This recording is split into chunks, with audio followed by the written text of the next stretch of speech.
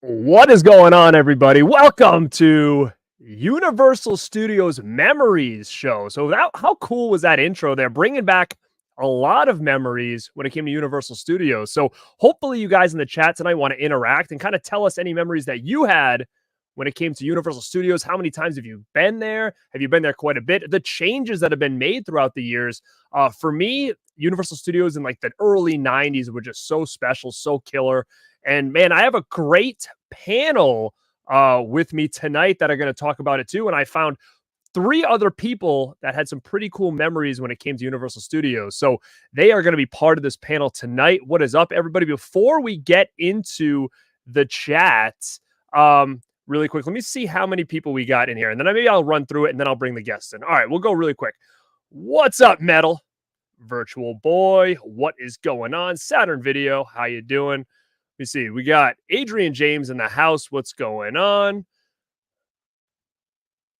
What's up, Zach? Hell yeah. Hell yeah. Let's talk about it. Punisher Batman fan. Witch Hunter, what's going on? What's this? My Rad Dude shirt finally on? Yeah, dude. You know what? Teespring is great, but like T-Public. Is that what it is? T-Public? Yeah, they're great, but sometimes they do take quite a bit, I've noticed. So what's up, dude who loves movies? Cody in the house. Saturn Video. I don't know. It could open tonight. All right. So what we've got, Kevin is in the house. Perry is here. I did hear about that, which is kind of interesting. I don't know the full details. Maybe Christian does. We can talk to him about that. Don Morton, what's going on? We got Tabato's in the house. We got Basement Blues, Tony. All right. So speaking of Basement Blues, Tony, I'm going to bring in my first guest tonight. And it's Kenny. What's up, man? What's up, dude? How are you? Speaking of Basement Blues, man. Tony, here's Ken.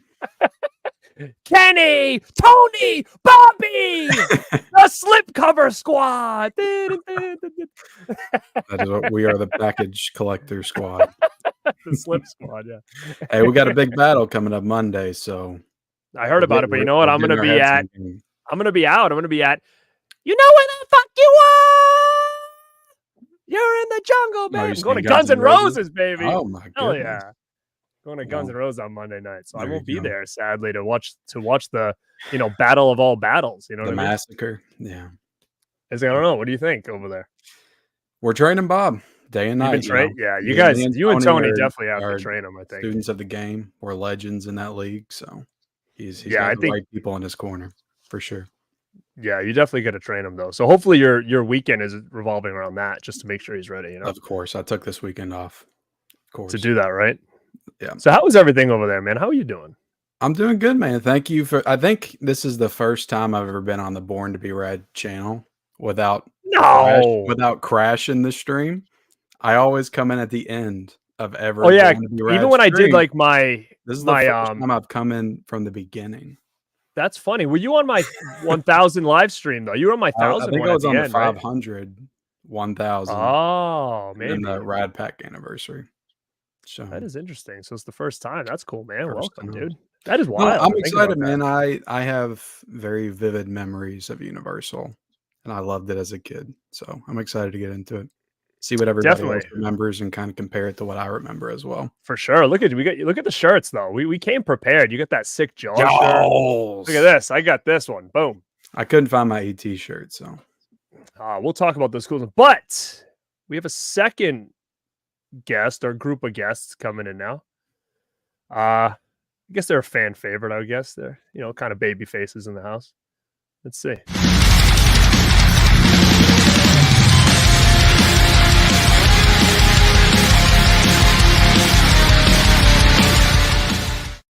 I love it. That's amazing. Oh, who is That's here? fantastic. cheers. Planet Dirty crashing the party. What's up, dudes? How are you? How are you? Dude, Yeah, I'm doing great, man. I mean, how could I not do this stream without you guys? I mean, freaking Brandon lives down there. I He's do. like it's in his backyard, basically. It is, dude. It's part of my life. At least it was. literally It in was. his backyard. It is. So, It really guys, is. welcome to the show. And this is something that we kind of brought up in conversation, and everybody was like, I know you two, because we were the two that kind of came up with it, and you were like, dude, we got to do it. And then I needed a fourth man. So that's where Kenny Levels came into play here. Oh yeah. So I'm always good at being the fourth wheel. Mr. Charisma. Kenny Charisma. Yeah, exactly. I need TikTok Kenny tonight. I can't bring it. You can't. Not unless Somebody Disney puts somebody out a wind new up. 4K. Get your wife to hit that wind up that dial on your back, crank it up. No, it's his. I'll It's get there his, eventually. it's his Monday, man. He ain't going. He won't go crazy tonight. He's got the butterflies. Usually in when his I'm a stomach guest, right now, I just chill. All right, so Universal Studios, gang, that's what we want to talk about tonight because we're all pretty much big fans. But to be honest, it's like my favorite theme park. I don't get there all the time. I haven't been there since 2000 and I'm thinking 8, perhaps. I might be off, but It's the exact last year I've went there. so it's definitely been when I was a kid and we'd go to like Disney, we'd go to Epcot. At the time, it was MGM Studios. I don't even know what it is anymore. Busch Gardens, Hollywood SeaWorld. Yeah. So Universal was always the one that we were like most excited for. And, that was kind of something that came after because my grandmother used to live down in Florida. So we'd go there every year. So we kind of make a thing of it. The first year we went down there, it was just Disney and all the parks. And then we added Universal and I was like freaking mind blown by this thing. And I always wanted to go back. And I even was going there in college. Like I would go down to Miami like for spring break because I had a friend that lived down there. And we would literally go to Universal like every year. Like that was part of spring break for me. And I have some cool stories about that too that we'll get into later. But it's going there as more of like a single 20-something-year-old was a lot different than going at like 10. You know what I mean? So so it was definitely interesting. But Ken, what do you think? Like when was your first time going to Universal, do you think? I was 7 or 8. I've been there, I think, 3 times. But yeah, I was very young. I went there before I saw a lot of the movies, actually. I think I'd seen Back to the Future and I'd seen E.T., but I hadn't seen Jaws yet. It was after I rode that ride that I wanted to watch those movies. So I know I was very young when I went. Christian, how about you, man? I was very fortunate. My dad was a big movie fan, and like we were always Team Universal. We went to Disney a few times when I was a kid, and I got chicken pox the one time we did go, so I didn't even get to do anything. But like when I was since like 5, 6, 7, 8, 9, we went every year. So 97, 8, 9, 2000, 2001. I think we went every single year. We loved it. We loved going to Universal. So I was blessed, even though I'm the youngest one on here. I still managed to experience, no offense to what they do now, but like the real Universal Studios when they had all the classic stuff there, all the great rides that I vividly I'll never forget. Most of the stuff is gone now, but I was very fortunate. So basically the whole entirety of the late 90s, I was there.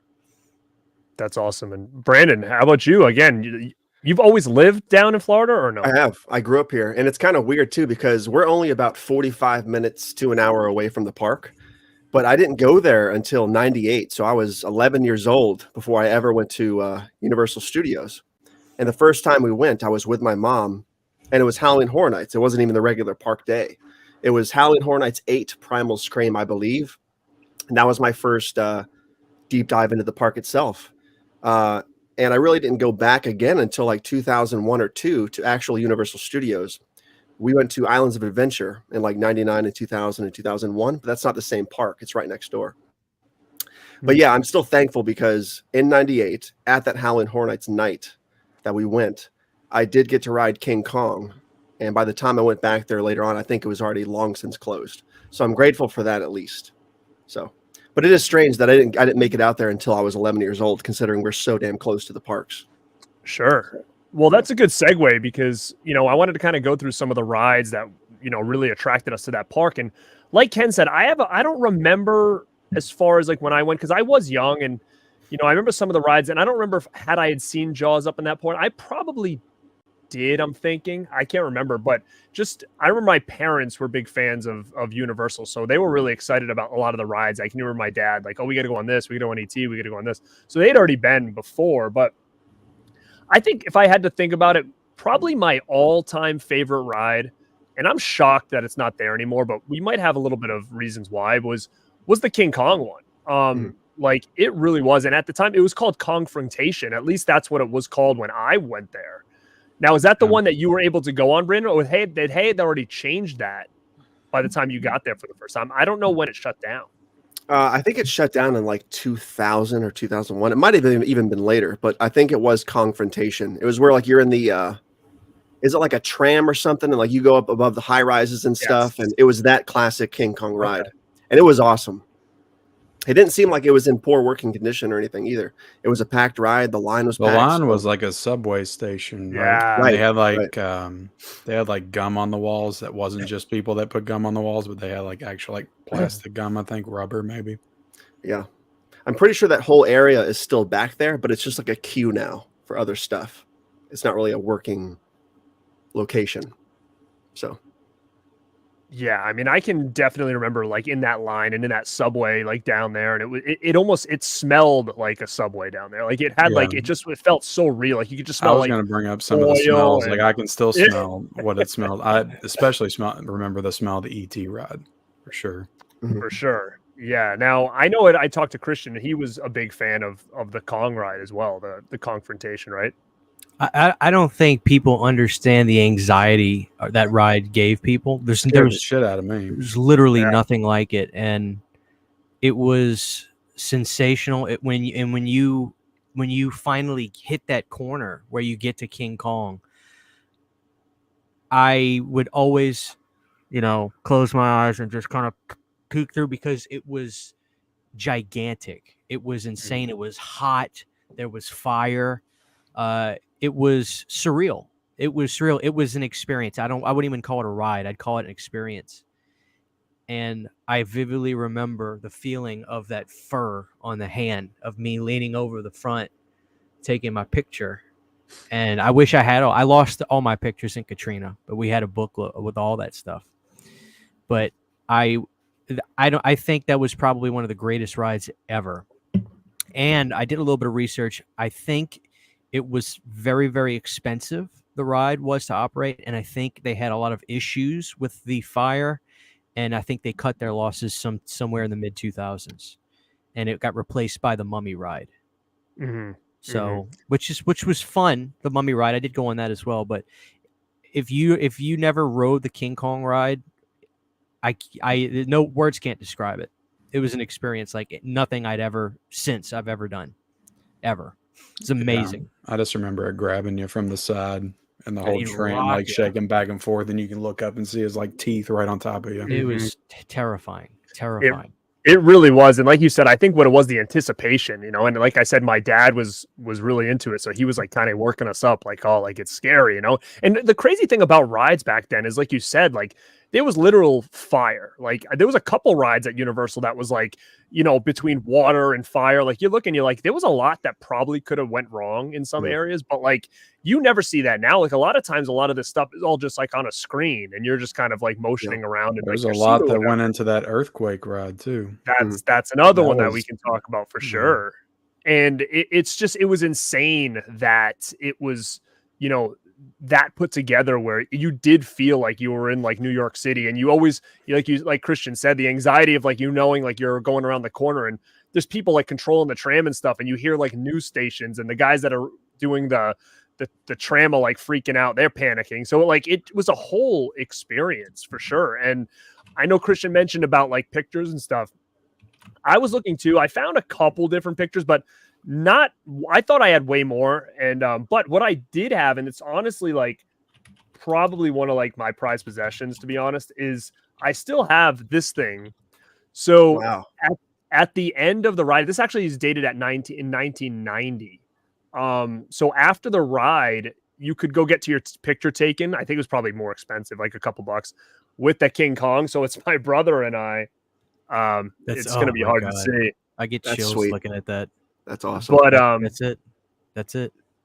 So it's such a cool little thing, like to have at the end where you can sit there and take a picture with that big Kong or whatever. It was just so cool, and I'm just so happy that I still have that thing. Like, and it's displayed on one of my shelves in here in the movie room because it's just like a cool, retro item. But yeah, Confrontation.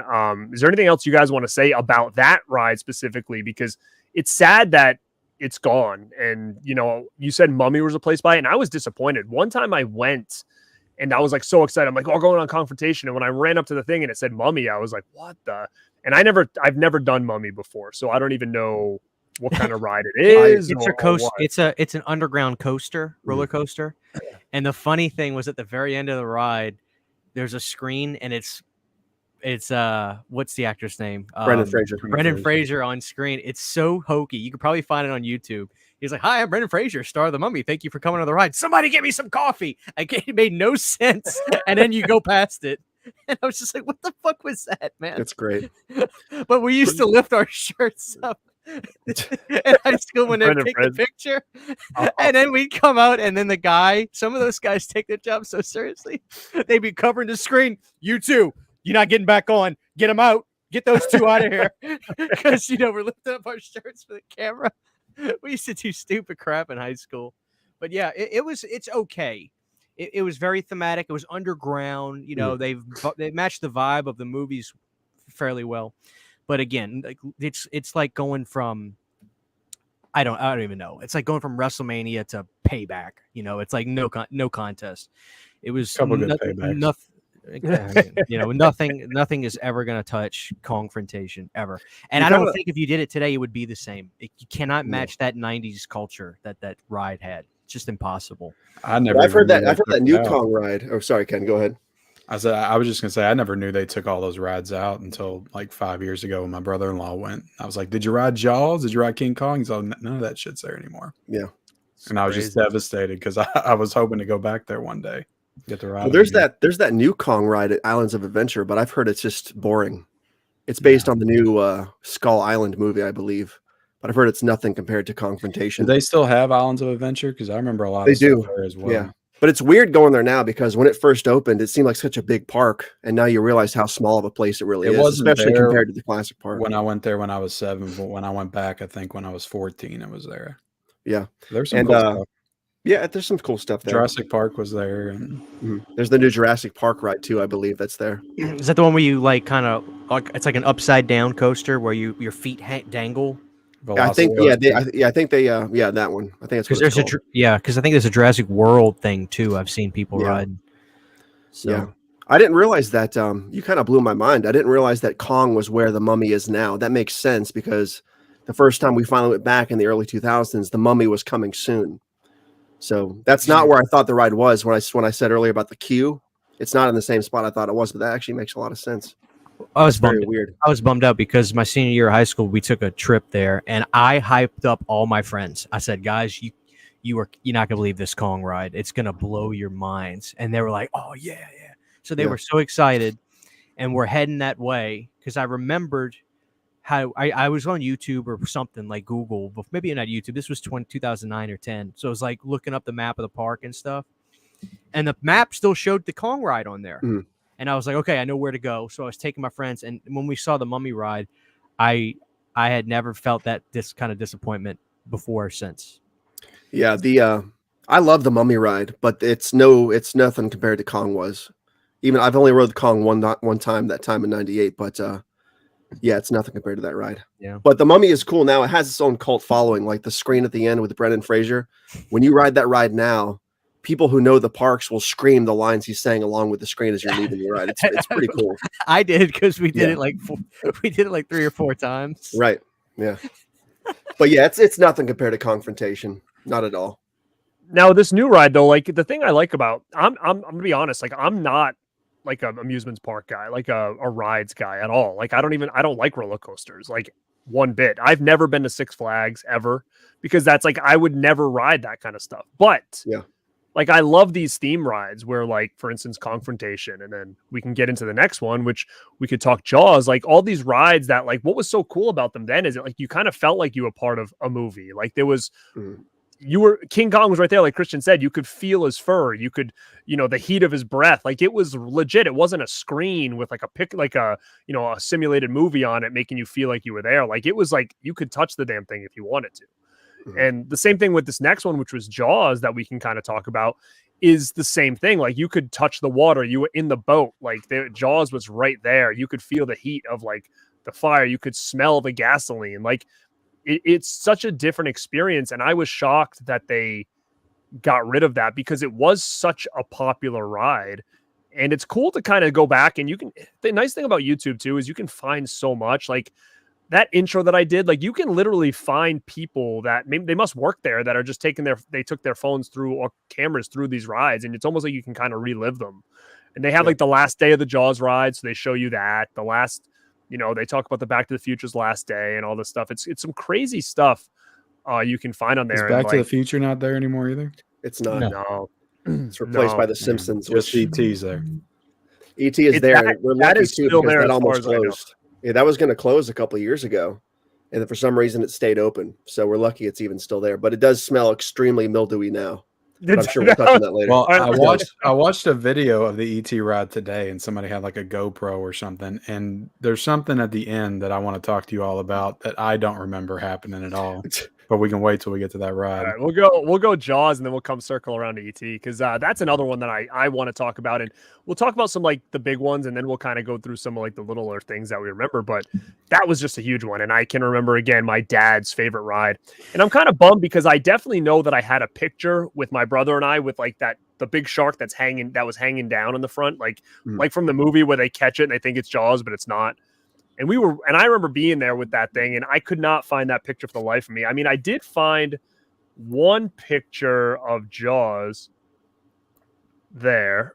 Nice. But that's all I could find from it. But man, what a fun ride. The only thing I didn't like about Jaws was I felt like the line was another one that was so freaking long. You were like, I remember the ropes, like all the ropes that those thick, almost like sailor ropes or whatever. Mm-hmm. And you had to watch the screen and they were telling you all this stuff. And then by the time you got on the ride, it wasn't that long of a ride either, I feel like. So it was kind of like in and out, but it was fun. Like, you felt like you were in Amity, and like, it just was really, really cool. And these people that worked there, like they were no like slouches, like for real. Like they were like putting on a show every single time. They got somebody on the car, which I respect. I mean, I haven't gone there in so long, so I don't know if it's any different or if it's just like there isn't really people doing that kind of stuff anymore. It's just people, putting you in line. Like, do they have people like running the shows? Well, they were still doing it at Disney because we did like a jungle cruise ride, and there's a guy. Oh yeah, I like that one. Doing the theatrics and everything, and so I know they did it there. I assume they're probably still doing it at Universal. Mm-hmm. So you were able to go to Jaws then, Ken, when you were there? Because it only shut down, a couple of years ago, maybe? Yeah, I've rode it at least twice. Rode it when I was a kid, and then later when I went back. I went back twice when I was a teenager. I can't remember if I rode it both times or if we went to Universal both times or not. Mhm. But because I would always go to Disney and then we would go to Universal. I think the first week I spent there at Disney, and then we would go to Universal for the second week. But Christian, how about you? Big fan of the Jaws ride? Dude, incredible. My dad always would my dad loves Jaws. It's one of his favorite movies. It was the first DVD we ever got when we got a player. And when we would go, I would say, Dad, don't make me sit on the end, please. He's like, don't worry, Bubba. I'll put you in the middle. Don't worry. And every time he'd sit down, he'd grab me and put me on the end. He just got a rise out of watching me freak out. And pretty close to it's not King Kong incredible, but I mean, it's like the 1A because they really put you through the experience. When you're getting in line, you're pulling on the ropes, you get the smell of the water, you get the John Williams that did the score, or whoever, you get the music coming through and the speakers above you, and you smell that marine world, and you get really immersed in it. And what I always loved about it, I'll never forget, it was this guy must have been some sort of bodybuilder at the time. I know bodybuilding was really, really popular in the late 90s. And it was this big black dude. And he was incredible. He was so good. This was like maybe the first or second time I did the ride. This guy got so into it. I'll never forget when he was on the radio. Oh my God. Like, somebody get on the phone. Like, he's like yelling. And then when he gets to the point where he's got to shoot the shark, he's got that orange gun. I'll never forget. He's like, get the kids back. Boom. Boom. Like he's getting so into it. And he scared me. He scared the hell out of me. But my most vivid memory. So if you had a great performer, it took the ride from like a 7 out of 10 to a 10 out of 10. Because they would get you into it. And I remember when he shot the shark, the shark blows up. He's like got his hands up, yeah. He's like, we did it. And the crowd, everybody on the boat's just like freaking out. Yeah, it was so funny. I remember one time we had some boring, people doing the ride, but the thing that I remember, I'll never forget this. I'll be 90 years old if I live that long. But I'll never forget this as long as I live. When you go into the little shed. Mm-hmm.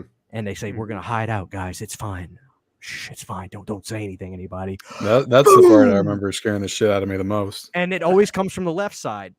And so my dad would always put me on the left side, and he would come right. I'd get soaking wet. Oh, I'd scream like a banshee. It was incredible. But it was that was one that had the big explosion. You could feel the heat coming off of it. And that damn shark came up that all burnt to a crisp, like right next to me. Like I remember it so vividly. Like it came up like right next to me in the seat. It was amazing, amazing. Yeah. And I remember my dad got me a little shark hat the first time we went, and a little Jaws T-shirt, and a little stuffed. I love stuffed animals, kid. So I had a little stuffed Jaws. I remember I went home that day. It was the best day ever. And yeah. Again, the reason they got rid of that ride, I'll never understand. What I would love to see is the ride without water. I would love to see the mechanics of everything because I'm so enamored by that now. Mm-hmm. If the shark is on tracks, does it go up and down? Like I would love to see that. Again, no idea why they didn't do it. And I always used to look out for Bruce. Apparently, they had Bruce from Jaws: The Revenge on display, but I think, if memory serves, that might have been at the California one and not the Florida one. Because I always would look out for Bruce when I would go. Because my dad always say, Bubba, they say that they have Jaws from the movie there. And we would look for it. We could never find it. So I'm assuming that was the California Universal Studios. That Jaws the Revenge Shark was there. But yeah, second best ride in the park to me. How about you, Brandon? I loved the Jaws ride. Besides the Mummy, I think the Jaws ride is probably the ride there I rode the most. Fantastic ride. You guys pretty much covered all the bases. And it really plays into my love for Jaws 2, I think. The shark gets electrocuted. He's burnt halfway through the ride. It's just fantastic. It really gets no better. Jaws 2, I was like, oh, it's just like the ride. Yeah. It just they have all these new rides there. I'm not trying to complain about the new stuff there. It's just like Jaws was the last like event ride I think the real event ride. It's all physical, like you're on a track, and like it's just there's something. Yeah, it felt otherworldly. It didn't even feel like a ride. It felt like an experience. Yeah, that's what I think a lot of these did, and that's why I think I just loved it so much. And like you said, it feels like you were just going in there and being part of like a mini movie. It was just something you didn't. It really... makes it memorable. Like I went to Disney when I was a kid, but I barely remember hardly any of those rides, the experience of them. But I remember every ride at Universal very vividly. And I think Jaws has been closed for longer than I remember, because in the chat somebody said it's been closed since 2012.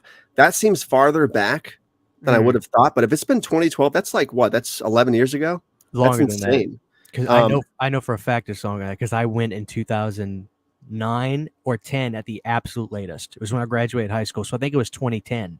Jeez, it was gone. That's insane. Again, I was gutted. I was pumping. I was pumping my friends up for these rides because I was like, guys, I've been, and no, it was gone. It's weird because they were building the Harry Potter world, so that makes sense. But I think Jaws was still there, but they had it blocked off, but it wasn't accessible.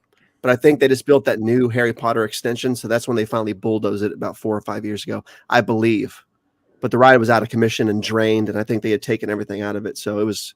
I just can't remember. I can't believe it's been that long. That's insane. Over a decade. That's nuts, man. That's crazy. Yeah. I know I mentioned this to Christian at one point because he's really into this stuff too, but there's a really, really cool YouTube page that I find myself getting just like, I just binge like in the middle of the night, like when I'm laying in bed or whatever. It's a page called Defunct Land. I don't know if you guys have ever looked at it. And basically this guy does like mini documentaries on like all these old school rides that are no longer there, and he goes through everything from like he goes through all different topics. He'll go from like Chuck E. Cheese things to like Universal, and he did one on Jaws, he did one on Confrontation. He'll show clips, they'll talk about it. And I guess the big thing with Jaws was it was breaking all the time. They said it was so hard to maintain. It was always broken. They always had to be going like all this extra mile to fix it. You know, I guess something with like the water was becoming an issue or something like that. I don't know, but it's really cool and interesting to go check out if you guys ever are interested in more detail on that. And it's called Defunct Land, and they have the one about Jaws, and it's just really fascinating to kind of see, and brings you back a lot. And that was like another one, like we said, like with Kong, it's like you smelled oil, you smelled heat. This one I kind of felt like it almost smelled chlorine like a little bit. And then, you know, you felt, you know, you smelt the oil as well on this one, like, or gasoline or whatever it was there. And I don't know if that was just things around to make sure this fire comes, or, you know, to run the machinery. I don't know, but we'll go to the one that we talked about again was E.T. And I'm so happy that's there. But again, I don't know if it's going to be there by the time I get back to this thing to Universal. And that smell that Ken says, is that what you, it's like that was like that wet mildewy smell, right? Is that kind of almost like the smell that they like manufactured that? Oh, did they really? Yeah, there was like, I was looking online, they made some kind of little potion thing to vapor to come out and smell like that. What a fun ride that was, as well. And somebody in the chat said here, and I don't know, Zach said Steven Spielberg threatened to sever ties with Universal if they closed E.T. after they closed all the other I heard E.T. that. Steven, what about Jaws, you son of a bitch? Steven getting pissed that all of his rides are getting shut down. Well, maybe that's why. Maybe he's like, you can, you know, he probably shut down all my movies Jaws and Back to the Future and all this stuff, and he's probably like, you cannot bring E.T. in. What I loved about E.T., as much as I think out of all the main ones, it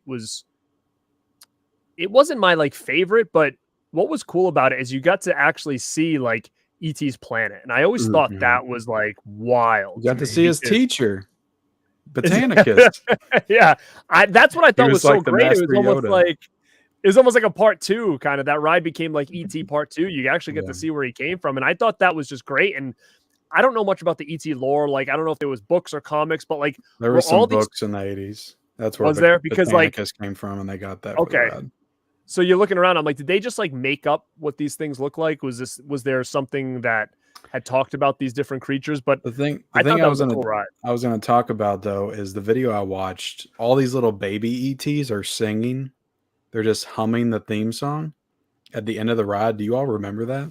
I don't remember it per se. I do not but remember it turning into like this little kitty, It's a Small World kind of thing where all these baby ETs pop out and start humming the theme song. I feel like that was there the last time I rode the ride, but I can't But be sure. I don't remember that when I was a kid, but that was in the video I watched. Hmm. That was shot like 3 years ago or something. You know, it was always Definitely. wild with the ET was when you had to fill out the form at the beginning, and then as like you're like finishing, it's like thank you, Ken, thank you, Brandon, thank I you, forgot about that, Christian. Yeah, you didn't even say your name, whatever. It would just go through everybody's thing. I always thought that was like super cool, like when they do that. But Felt so personal. yeah, I'm happy that thing's there. And even when Yeah. you were on like a little track, there was those little points where like when you went up in the sky and you're like over everything, like a part of you really felt like you were like legit in the air when you could look down and see the whole city. Oh, dude. It's so wild. I and you're bought like, into all those models down there. I thought it was like 100 feet in the air. it's Every wild single one because of you them. probably were just like not even anything, and you're like, wow, I feel like your heart's like dropping, like you're like wicked high in the air. I mean, to be able to maneuver that kind of shit and like make people really feel that way, it's crazy. Because if, like you said, if the lights were on, we probably would have been like this far off the fucking And then you ground. go into hyperspace. You look up yeah. and you see all the stars flying. It's like incredible, dude. Star Wars. I remember when we would go on that, I was always bummed because if my memory serves, we were never able to get a good seat in the front of the track because I wanted to be Right close next to to ET. And I used to always kind of, and I'd see his little head pop up out of with the blanket over it. And I was always bummed out because I could never get close to him because I wanted to touch him. Bubba, you can't reach out the roller coaster, Bubba. Stop it. It's like I want to touch ET. Now, did ET pop up like right before you were about to fly? Like, was he always down and then he pops up, or was he always up? I feel don't like I remember. remember him coming out of the basket a little bit. Yeah, I just remember you could see him bobbing like a Yeah. little, like he was on a little, Like a spring or something. air spring or something that would kind of pop him up and down. Yeah, it was so cool, man. Like it really was. And I'm so happy it's there. And maybe they have updated it and changed it throughout the years. Who knows? I mean, I don't They remember could- all the little baby ETs singing at the end. I don't either. But that was in the video I watched today. that video is probably where I watched too and grabbed a little bit of footage when I was doing my intro or whatever. But that video was pretty. I This is haven't a been very since current video. Somebody 2008. had some Yeah. kind of like GoPro on them, and this was like 3 years ago. But it brought back a lot of memories, like just watching that video. That things that I forgot. Like remember the trucks, the Jeeps would always like come out a little bit with the lights, and I'm like, oh shit, I forgot about that. Super super cool. For sure was that ET run. And again, did anybody who's been there recently, do they have like merch for like any of these rides that are not there anymore? Like, can you get Jaws merch anymore, or is that just gone? Like, I always last- wonder that. And I always tell people, like, if they go, I'm like, I need an ET the Ride shirt or something like that. Same. But I think they still have ET the Ride merch specifically, but I think the Universal shops in the park, I don't think they have Jaws ride specific stuff anymore. Like Yeah, I think they have probably like Jaws Jaws t-shirts shirt. and stuff like at the movies and stuff, but I don't think the ride shirts are there anymore. But I could be wrong. Virtual Boy says they do. I'm so behind in the chat, guys. I'm sorry. Let me see. He says they do have some merch there hanging around. He Is says it they for, have tons of is it merch for of the ride old stuff? rides. That would be cool. So And there's a Coco company says online. the ET ride hadn't changed. So maybe they hasn't were changed? maybe they were singing back in the Yeah. 90s. I just don't remember it. It's weird because the last time I rode ET was either 2015 or 2016. And I remember turning to my friend Brent, who I was there with, and saying, "This is the weirdest ride ever." I don't remember it being this strange. And then a couple Halloween Horror Nights in a row, a couple years thereafter, the ride was like shuttered off and walled off. And we thought that the ride was closing. And then I remember him saying that Spielberg did something to keep the ride open, and then it's been open ever since. So I'm pretty sure that's what happened. Is Spielberg did something with it. I mean, they are blowing him in the dust. If you look at the park, all his stuff he was involved in is taking a back seat. Mm. You're getting rid of it. You got to have some pull as a director to have influence over a theme park. Yeah, but I mean, You would think so, right? I think like I agree with what they said here was that I thought the ET before you went to his planet was a lot cooler than when you got there, but because it changed the dynamic. Like you said, it almost became a small world Yeah. type ride. And then up to that, it was a little bit of a tense or stressful like ride. Like even though it's ET and it's you know what it is, but like when you see the cops and stuff coming and it's like you're going fast, like it always kind of like made you kind of like anxious, Yeah. But anything else on ET? I definitely want a shirt if anybody if they still have them there for sure. I feel like ET was the ride you go to after you do something insane, like King Kong or something. It was like a comfort ride, Yeah. You're just gonna sit there, and that's what I remember about it. That ride is very similar to the Peter Pan ride at Magic Kingdom. Damn it, we didn't get to ride that this year. The peanut butter guy? Peter Pan, you sort of like you float above the. I remember riding it when I was a kid. We had to skip that, and It's a Small World to do the Haunted Mansion. That's the better trade.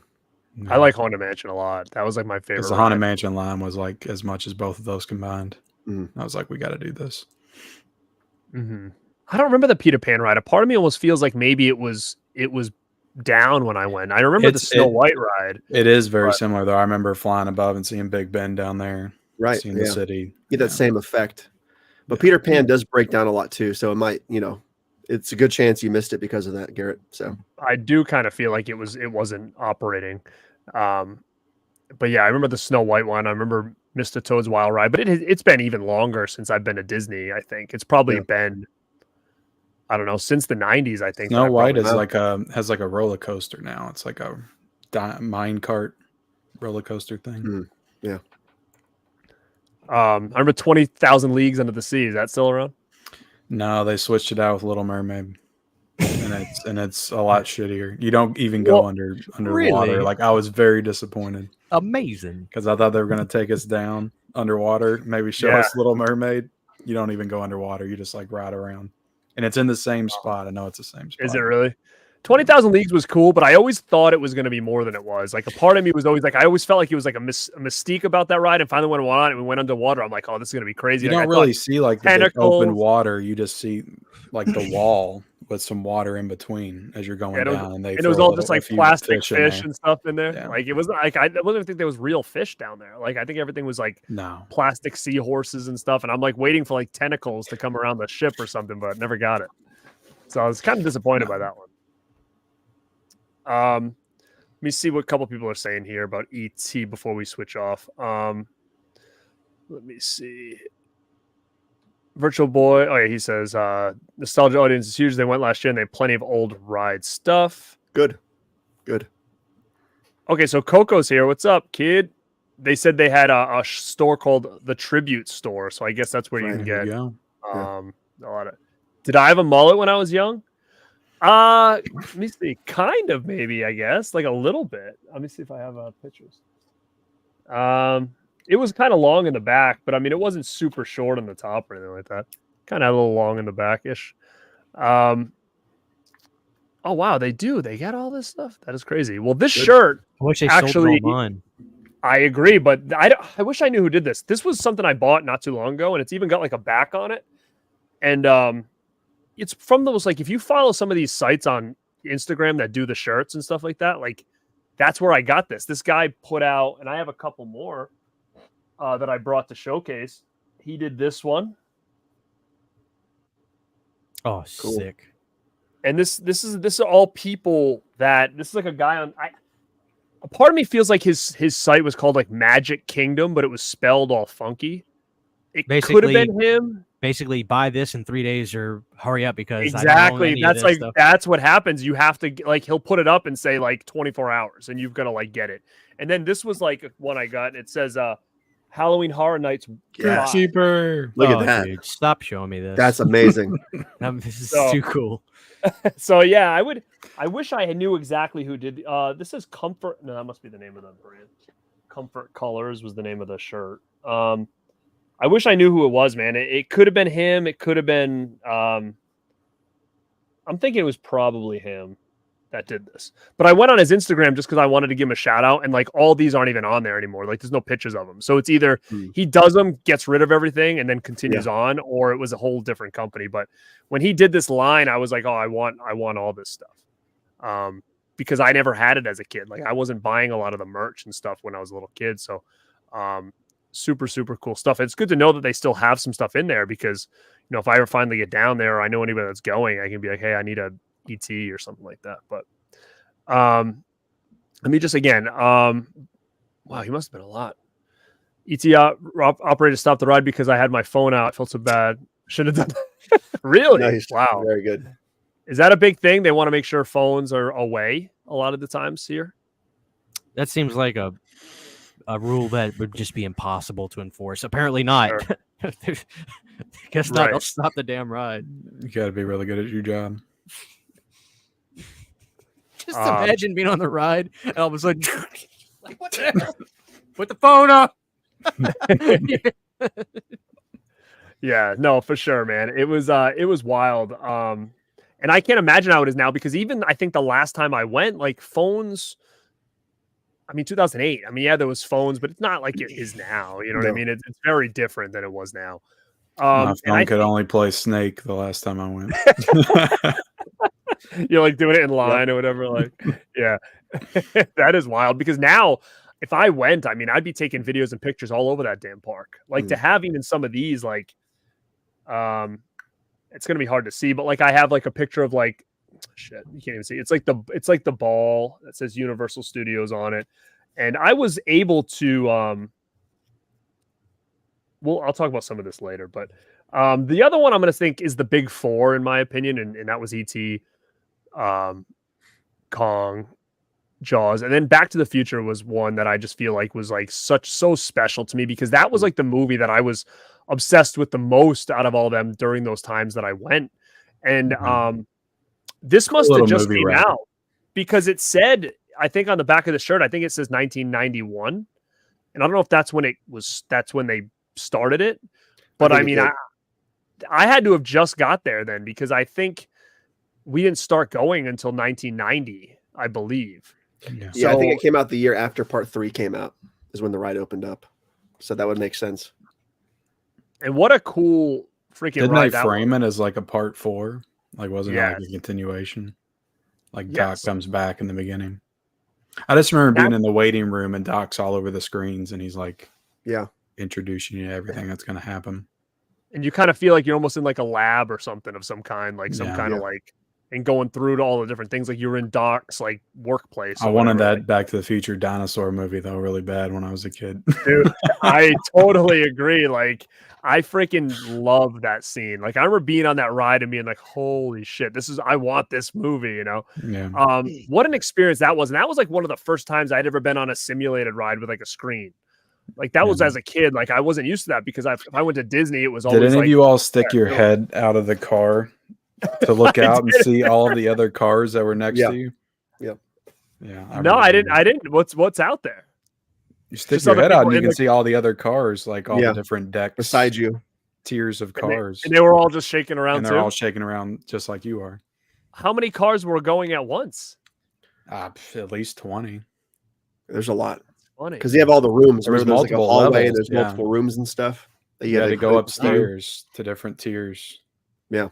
It was one. I don't know how big that screen was. Simpsons is the same way. It works the same way. So there's a ton of caboose. And we did that. We did an Avatar ride this past year at Disney, and it's kind of like that. Only you're like on this bike, and it kind of pushes you out, and there's this big screen, and it moves you like that, and you can look out and see everybody next to you.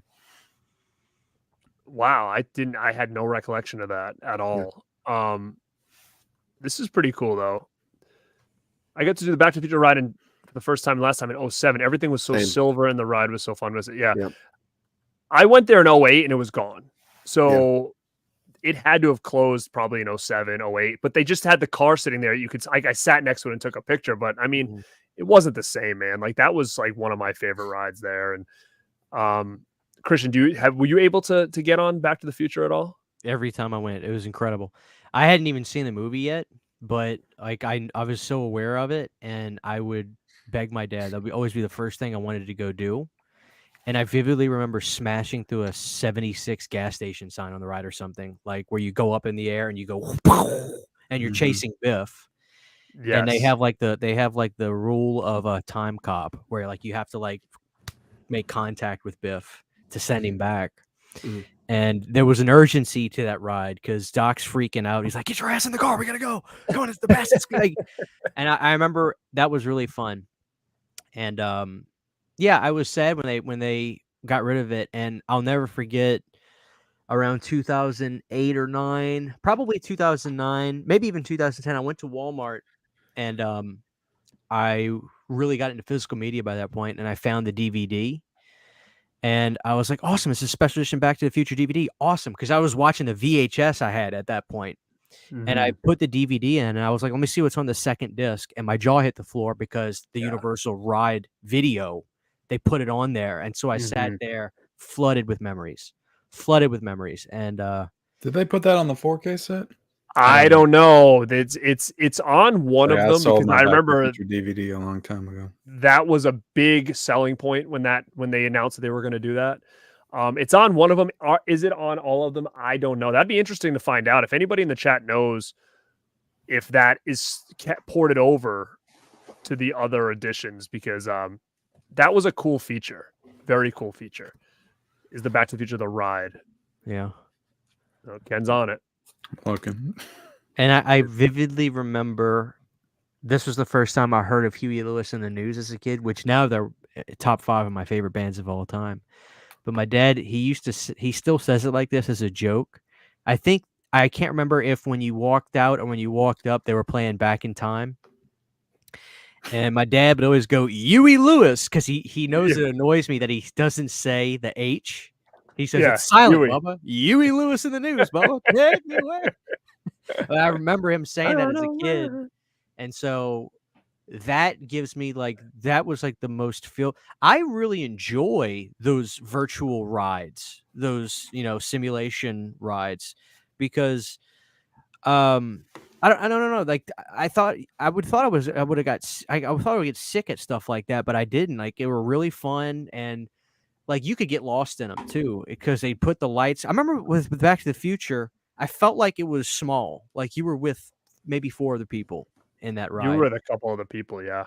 And it was very intimate, and that was great. The Back to the Future ride was always the jump starter for the trip. I would always beg my dad, let's go to Back to the Future first. Do you all remember the Hanna-Barbera ride? Oh yes, it was a movie ride also.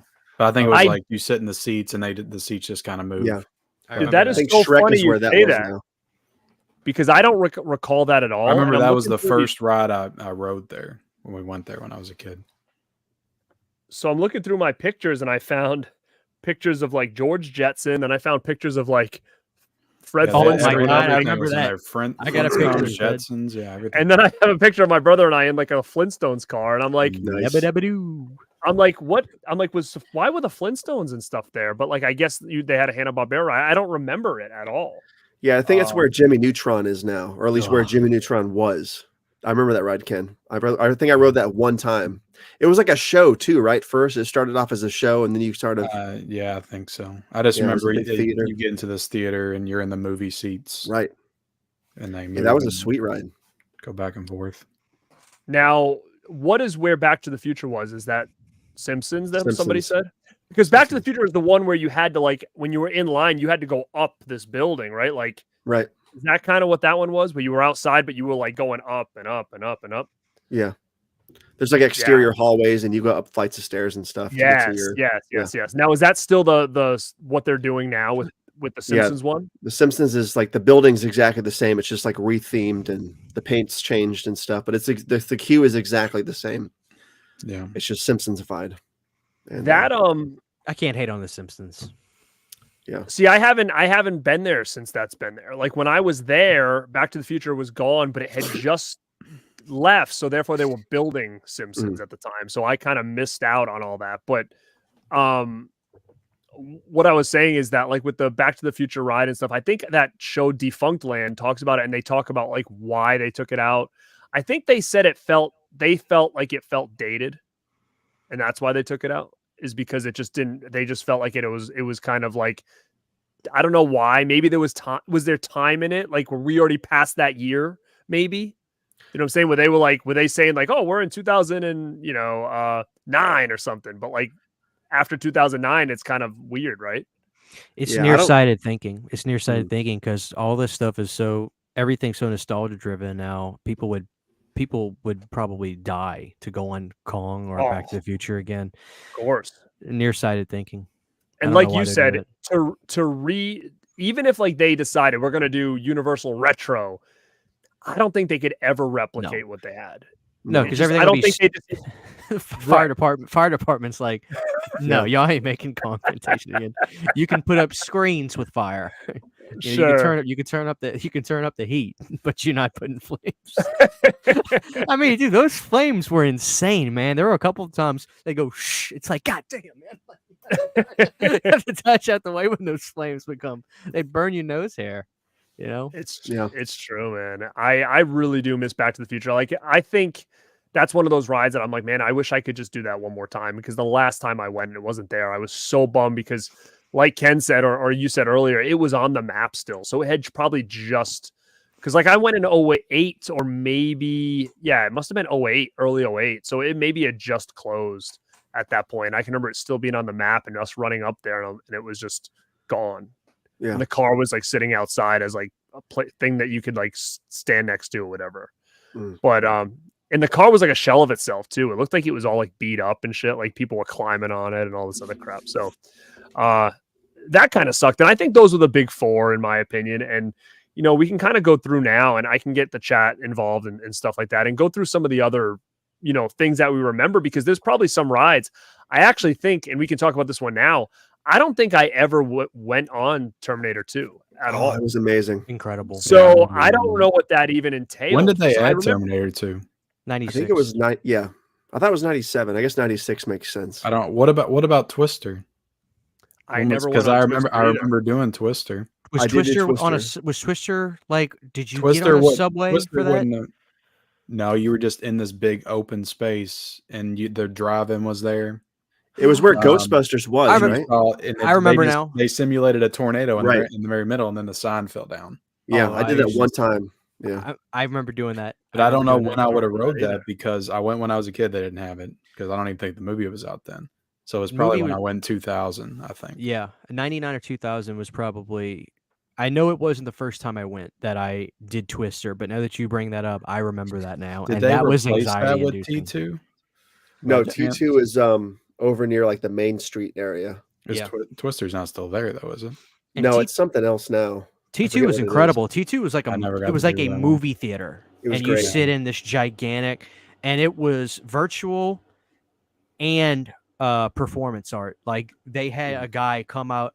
I'll stop because I think Garrett wants to get to some comments, but it was insane, so good. It gave I you was just chill going to bumps. ask you if you guys knew what. I don't remember any of this.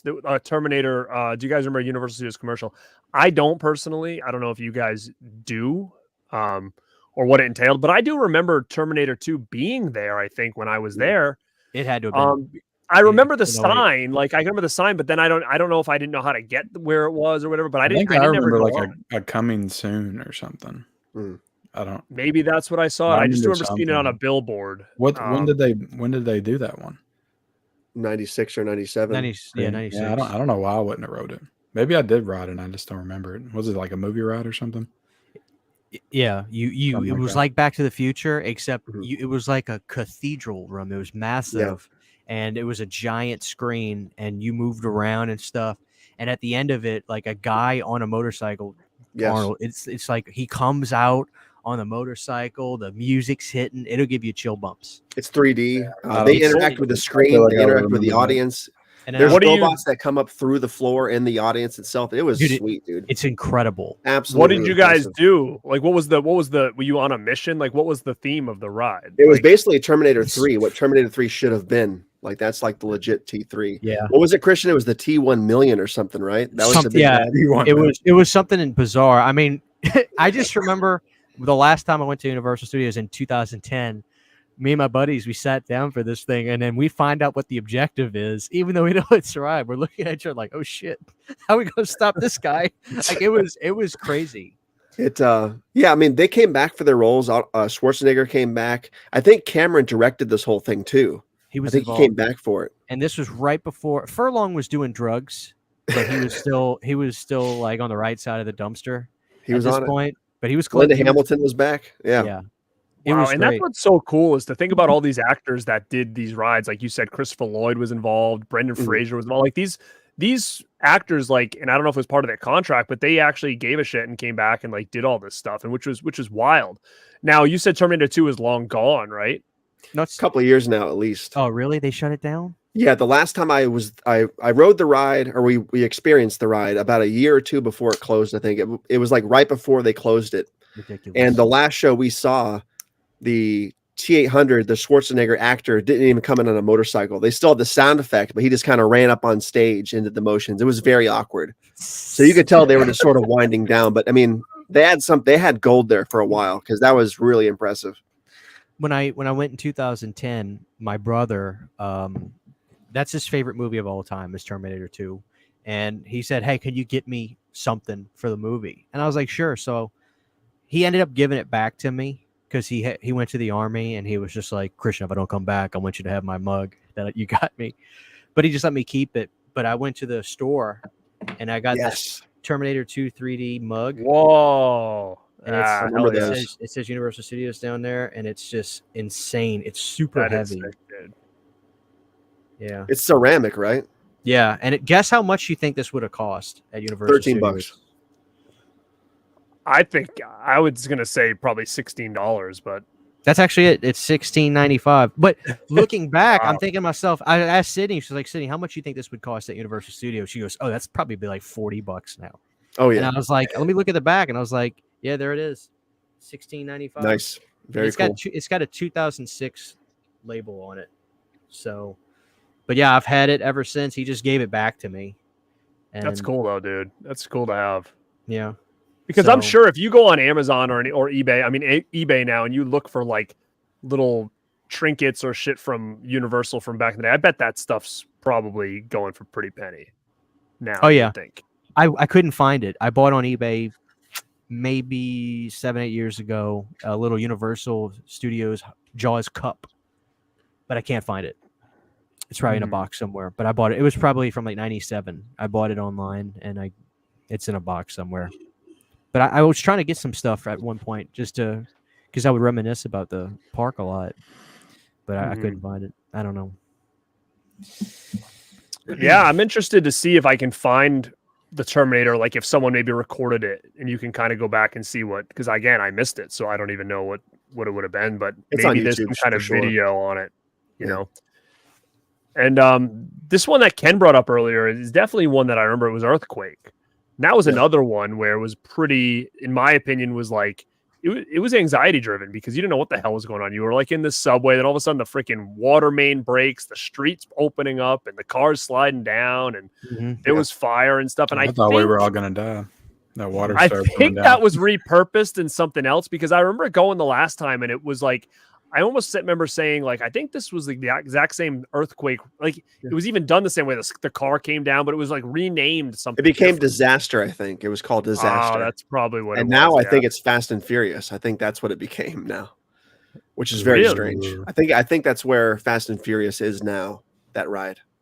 So I think So it's when long the- gone. When's the last time you've been? All of you guys. I know Ken said it's been a while for him, right? Like you've never gone with the fam at all yet. Ken. Who, me? No, we Yeah. just went to Disney.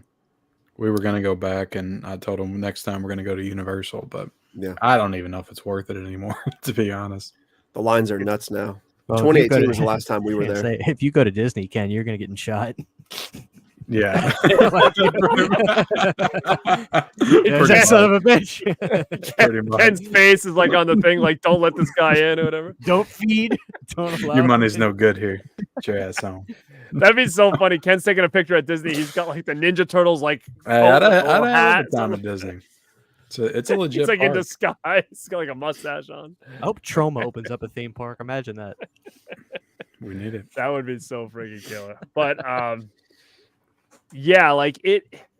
We were talking about just Earthquake. It was a cool ride, like you said. It's been renamed and stuff. You know what I always found cool about, and I don't even know if it's the same anymore. But you know when you went into the center of the town and like that's where you saw like the clock tower from Back to the Future, like that whole center where they filmed so many movies at. What is that called? There's like a. I think there's a it's name just for it. New York. I think it's called New York, isn't it? Or Manhattan or something.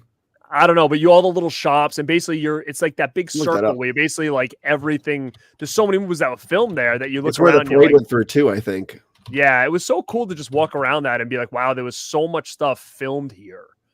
And that's what's so crazy, because that's literally what they would film Yeah. a lot of their movies. Right? Like the opening to All That and stuff, I think was filmed in that same little part, like on with them jumping on the trampoline and stuff. I think it was filmed there. I could be wrong about that. Yeah, it's called New York, I believe, on the map. It's either New York or San Francisco. It's one of those two. So now, do you know, is that still all there? Like that whole circle of all the stuff where you could do like, I think like a tour and it would just bring you around or whatever. Is that all still there, or did they break it up and put that other thing in there's there? like the cut through alleyway and stuff. That's all still there, but I think it's mostly fake shops. I think. There's like the Finnegan's restaurant and stuff down the strip, and there's a Universal store here, and there's like an alleyway.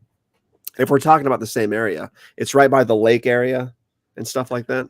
Yeah, that like there's the like water right in the middle, basically where they filmed Back to the Future 2, where he puts the hoverboard across, right? Yeah. I think it's all still there. That's cool. Yeah. But another one was the Jurassic Park ride. Now, I showed the shirt earlier, and the reason I really wanted to get that shirt is because I was in California for a wedding when I was like preteen, and we went to Universal Hollywood. Went to Universal Hollywood. Yeah. So I only went there once, and the Jurassic Park ride was brand new, like that week or that weekend or whatever. The line was insane, and I remember we were like, we have to go on this because it was like Jurassic Park was relatively like a newer thing at the time, and I just remember the biggest thing about it was it had like that big steep dive at the end. Yeah, and the T-Rex comes out right before you. Yeah. So that's the same one they have at Universal in Orlando, Islands. but it's in Islands of Adventure. Yeah.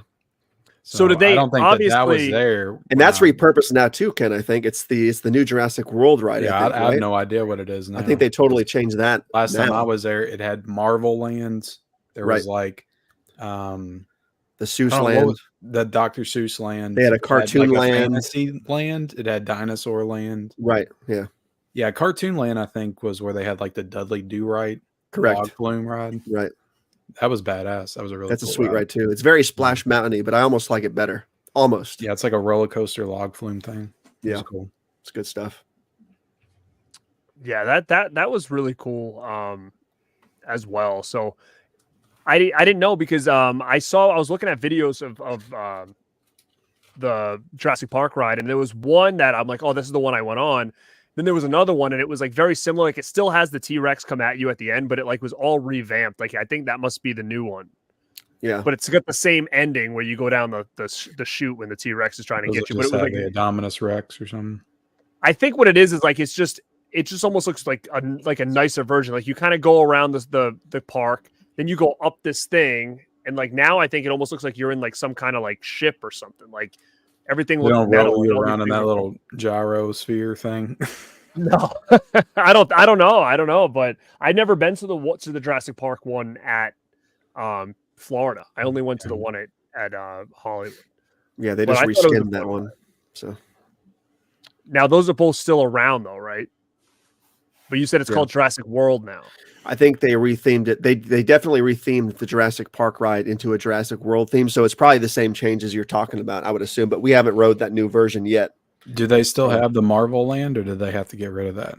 I think they still have that. I think there's some kind of weird location situation with that with the Disney rights. I think Universal still owns Hulk, and that they had a Hulk roller coaster. I rode that. Yeah, I think the Hulk is still there. You know, that's the Hulk roller coaster. One T-shirt I did used to have. I got the Hulk roller coaster T-shirt. I have no idea. That was a great coaster, man. When that coaster first opened, it was amazing. Roller coaster, I think, wasn't it? And it just I think it is now. Out, like, it wasn't at first, but I think it is now where you actually stand up. If I'm not mistaken, I haven't rode it in like 10 years, but I think it's changed now.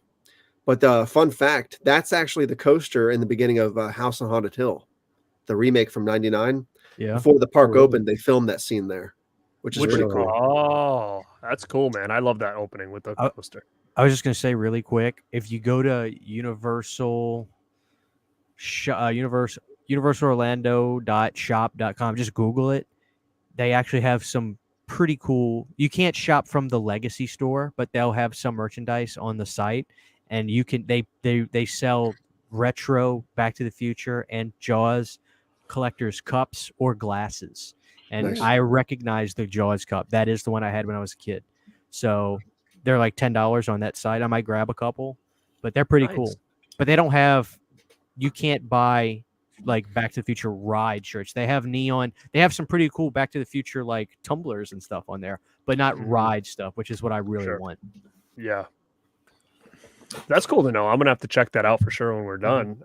If we make it back to Howling Horror Nights this year, because we haven't been since 2018, if we go this year, I'll get like an order list together. If you guys want, Hell Let- yeah. Let me say something, Hell yeah. Brandon. Like the fact that you have that amazing poster, and this is the first time I've seen you hang it up, quite frankly, is bullshit. Like that is so cool, and is that cool. that is so unique, and that could be your identity. I know. But yet you have ferocious fangs. Now that is hanging on something the I would wall. love. You rat bastard. Yeah. I would love to experience that someday because I I've need- never been to Universal Halloween Me Horror either. Nights. It's you guys have Isn't heard there me like a rant about this different? before. Are they all like all the themes and movies they talk about? Those are all like individual haunted houses. Like when they say they got Saw, and then they have like Typically, Halloween yeah. 4 2. Sometimes they do like gauntlet houses, like they did a Blumhouse house a couple years in a row, where it was a bunch of movies from Blumhouse in the same house, kind of matched together. Scary. But usually it's like one theme per house. But now it's again, if you guys ever decide to go again to Halloween Horror Nights, I promise, get the express pass because you're gonna have a terrible time if you don't. Because the last time we went was 2018, and the first day we went at the end of September, the lines were already 2.5, 3 hours long on day one, which is I can't imagine the shit show it is today. Hmm. Yeah, horror is so popular Mm. now. I bet you It's- that's some of Universal's most popular times. I mean, worldwide, that's a worldwide draw now. Like people from all over the world literally go to Halloween Horror Nights Orlando. They're not going to California; they're going here because it's like Mhm. it's the Halloween staple now. So just keep that in mind. It's Yeah. it's do they it's a have bands monster. play there and stuff? Not really anymore. They have live shows now. Sometimes they'll have like dancers. Sometimes there'll be bands or live shows. But every year back in the day, they used to have live bands play. Like they had Kiss Army there a bunch of times, I think, which was the Kiss tribute band, stuff like that. But it's just the parade's gone. Like they don't do a lot of stuff because the parks are so packed now all the time. Did you ever experience Chucky's Insult Emporium? I don't think they ever had that at Orlando. I'm pretty sure that was only ever at California. But they had a Chucky house in 2009 here, I believe. That just took Yeah, ripped from the fucking silver shit screen, and I think he had the Emporium at that year, but I could be wrong. But I Now, know that's a big draw in California, though. The insult. do you two guys know what I'm talking about? I've No. seen videos of it where he's like up on a little Is he stage. just and- talking shit to Dude. people. This guy Yeah. puppets. It'll a call Chucky- you out. This Yeah. guy shoves his hands up a Chucky doll's ass, and all you see is a doll. And he literally looks out in the crowd and goes, "Hey, fatso down there!" Like it's like he's calling people. Like I would just be like this. This would be Ken down there in line, just like, "Oh shit, man! Hey, you!"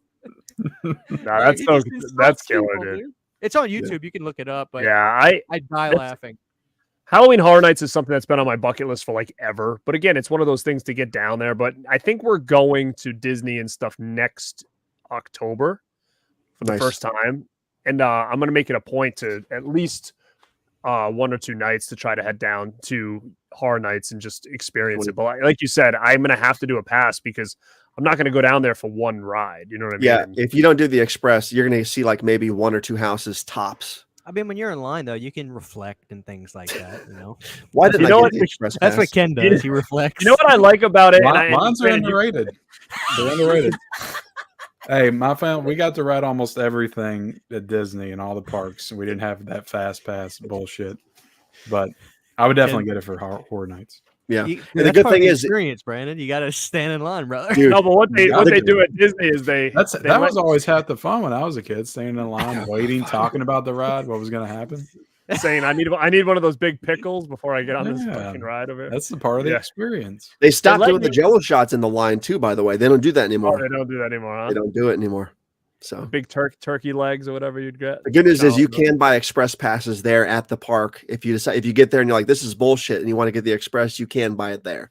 So that's always good. You don't have to buy it ahead of time. Brandon, did you ever do the Friday the 13th house that they had? Oh yeah, dude, that was probably my favorite house of all time. Which is so interesting, right? Because they have to license that. Yeah, 2007, which is the Carnival of Carnage year. It's the year after this year. That was 2007. It was the year 17 of the event, and it was the best year I've ever seen. Fully themed. The whole park was like a mad circus. They had a Leatherface house, a Chainsaw house, or a Leatherface house, a Friday the 13th house, and a Freddy house. All incredibly well done. I bet they had a Dead Silence house too. The Dead Silence house was absolutely insane. Yeah. They had a Thing house that year, dude. I can't express to you how much. This was the last great, fantastic masterpiece year. As far That's as a cool shirt too. Is that Robert on the front? It is. Yeah, it's all three of them, and it's where's my fingers at? Andrew Bernarski's Leatherface. Like, dude, that is the most 2009 looking shirt I've ever seen. Isn't it? Yeah. It's incredible. Like if it said Ozfest on it, it would make sense, kind of, you know. Garrett, you mentioned going to Magic Kingdom next year in October. Are you guys doing the Mickey's Boo Halloween party thing? I don't even know. I possibly. I mean, we don't have any like specific plans on why we're going. It just makes the most sense to go at that time. But possibly, I'm not sure. But I heard that you just going to Magic Kingdom. It's a fun or event. Getting all the parks. We're probably gonna do at least Magic Kingdom for sure, and then I don't know what else. I mean, I know of course we're gonna do Universal and Magic Kingdom, and then I was thinking about doing now. Does it turn into Horror Nights like at a certain time, or if like I went during the day, is it Horror Nights all day? The park is themed Halloween from like August through until Thanksgiving time. But it is separate ticket. It's like Universal. So if you go to Universal during the day, you got to get a separate ticket for Halloween Horror Nights. The Boo to You party works the same way. So you got to get a separate ticket in advance if you want to stay in the park and experience the Halloween stuff. They have shows. The lighting's cool. It's like a whole trick-or-treating thing. It's pretty cool. It's not like scary or anything, but it's definitely worth. They have like all kinds of weird Halloween snacks and stuff. It's worth experiencing at least once. Do you know what I think is cool about Horror Nights? And I don't know if they still do stuff like this, but I remember seeing videos a couple of years ago where like you'd be walking around the park and all of a sudden that buzzer would go off and like purge people would come running out. Like it would they would just do it randomly throughout the night. I thought that was pretty cool. And then they also had like a store that you could go in to like prep for the purge. So you could get all purge merch and all this other shit. And I didn't know if they had like, you know, I'm not like the biggest purge fan, but I think it's just a cool idea that they have stores specific to different movies and stuff like that you can go in and buy a lot of different swag and stuff. Now, do they have a lot of that kind of stuff as well? At Halloween Horror Nights? Yeah. Yeah, I think we were talking about the tribute store earlier. They have a Halloween Horror Nights tribute store specifically there. Oh, baby. That's sweet. So you can go into the store and buy exclusive Halloween Horror Nights merch, all the individual houses, and like sometimes even like movie exclusive merchandise. So like it's not necessarily Halloween Horror Nights related, but it's about the movie that's like in the park for that. See if that makes any sense. So is that on eBay or did somebody send it to you saying I'm going to send you this shirt? No, he's not sending me the shirt. Virtual boy in the chat. That's him. He just messaged me on Instagram. Wow, he's got a lot of stuff. He's been there a lot. Cool shirt. Yeah, maybe he'll send it to me. I don't know. Let's see. Now I got my mug, man. I like my mug.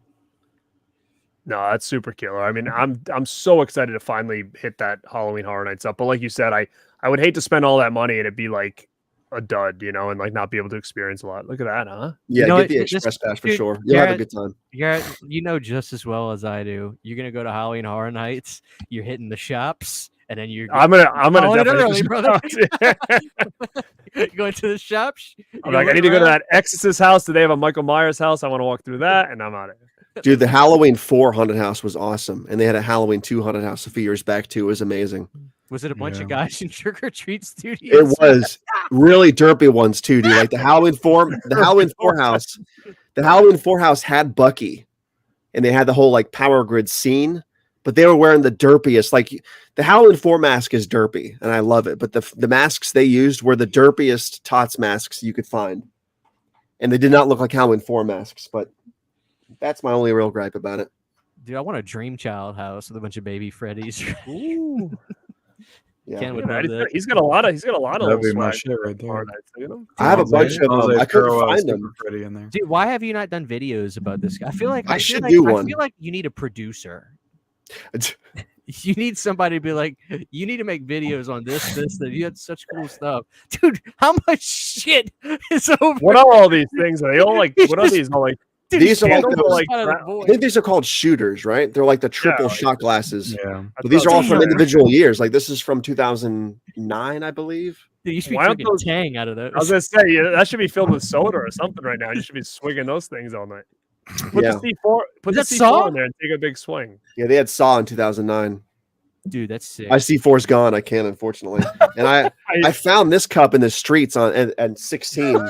Somebody had dropped it, and there's a crack in it and stuff, and it worked up until like two or 3 years ago. There's like a button here that plays a light.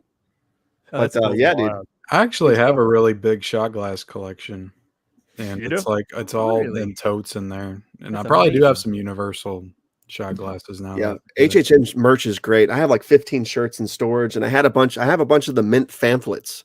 I wanted to break them out for the show because they're literally mint condition. The park maps and stuff for the Howling Hornets years from 2016 or 2006 onward, but I couldn't find them. So next That time. is sick. But Well, yeah, segueing into like other different things that I don't know if you guys have, but I know Brandon has, I think, because we've talked about this before. I don't remember if I was at Hollywood or if I was at Florida. I believe it was Florida, but there's one attraction that I've only seen once at a Universal. It must have come and went, and it was probably one of my favorites, and that was that damn Hitchcock ride, but it was like a stage show. It was like not a stage show. was it the makeup show? No, it wasn't the makeup show. It was the one. It was somebody in the chat might have, and I'm so behind on the chat, and I apologize. We just have a lot I wanted to talk about tonight. So, wow, I'm way back. It was the one where the first part was you would sit in the theater and watch the birds. They would do like a birds segment where you had the 3D glasses. And then you went into this other part where they picked somebody in the audience to reenact the shower scene from Psycho. It was really cool. And like Anthony Perkins was was on the video talking about all the stuff. And that It was wasn't really in the cool. makeup show over near the all night drive-in burger joint. I don't think so. I think I remember really what you're don't. talking about, Brandon, the makeup show. Yeah, I thought I it had do a bunch remember of the- horror stuff in it. but- I do remember the makeup show. It was almost like you went in and there was like different busts and stuff, right? Yeah, they have like a whole. Yeah, they have like a bunch of movie props and stuff and busts. Yeah, it wasn't that one, but maybe Tony knows what I'm talking about. There was a Hmm. specific name for it. It was called I'm it was gonna the look that Hitchcock. up real quick. But dude, I'm gonna tell you right now, and anybody in the chat or anybody watching this on a replay, that Birds 3D thing was the most insane thing I've ever seen in my life. I'm telling you that I sat in that seat and put those glasses on, and my mother was there, my brother was there, and there was like birds literally flying around us. Like my mother right. was doing this, like doing that. Like it was like I never experienced 3D like that before, and I've never experienced it like it again. It was I don't know Oh. what they did. It was I know. insane, dude. Yeah, Garrett, it was. Do you know where Shrek 4D is now in the park? There's I that think building it's in the like- middle. So it's like right by Monsters Cafe, sort of. I That's do apparently remember where seeing Alfred it back. Hitchcock was. Yeah, it says it was there until 2003. I never rode that ride. But yeah, it's called Alfred Hitchcock: The Art of Making Movies. It was a 3D Yes. part live action show at Universal Studios. I don't recall this ride at all. But it's And, where I Shrek think there 4D was, is now. I think there was a rare window thing in that as well. Yeah, But- that's insane, dude. Dave, now Wow. guys, if you guys experienced that Birds 3D, just tell me if was I just so young and didn't know any better, but I literally felt like there was birds like everywhere, Might like have been. all over the place. But I mean, I've never seen that like that kind of 3D ever. What's up, Tina? She says Yeah. Shrek is gone now. Damn it. I think it's closed for sure. Wow. You go to the birds ride, you look up, they got guys holding them. So is Oh, it shit. blowing air and stuff? Can't make the 3D birds fly. Yeah, for real. Like it did. It really felt like there was freaking birds there. Like I had never experienced it, and I wish I could experience it again. But I always just wondered why anything I've ever seen in 3D never was able to capture that same feeling That's or unreal. experience on that. And I think I looked online too, and you can I think they also have something like I said, that Defunct Land talks about that ride and stuff like that. And I actually even think they said that Alfred Hitchcock's daughter did the ride and said she couldn't believe how real it felt. So Dave G says, I remember having to take his glasses off to make sure there was no person. Yeah, it was crazy, man, for sure. And I was a huge Hitchcock fan, growing up, so that was huge for me. And we can kind of segue into this because obviously nobody else had been on that, right? Ken, Christian. No, I don't know what you're talking about.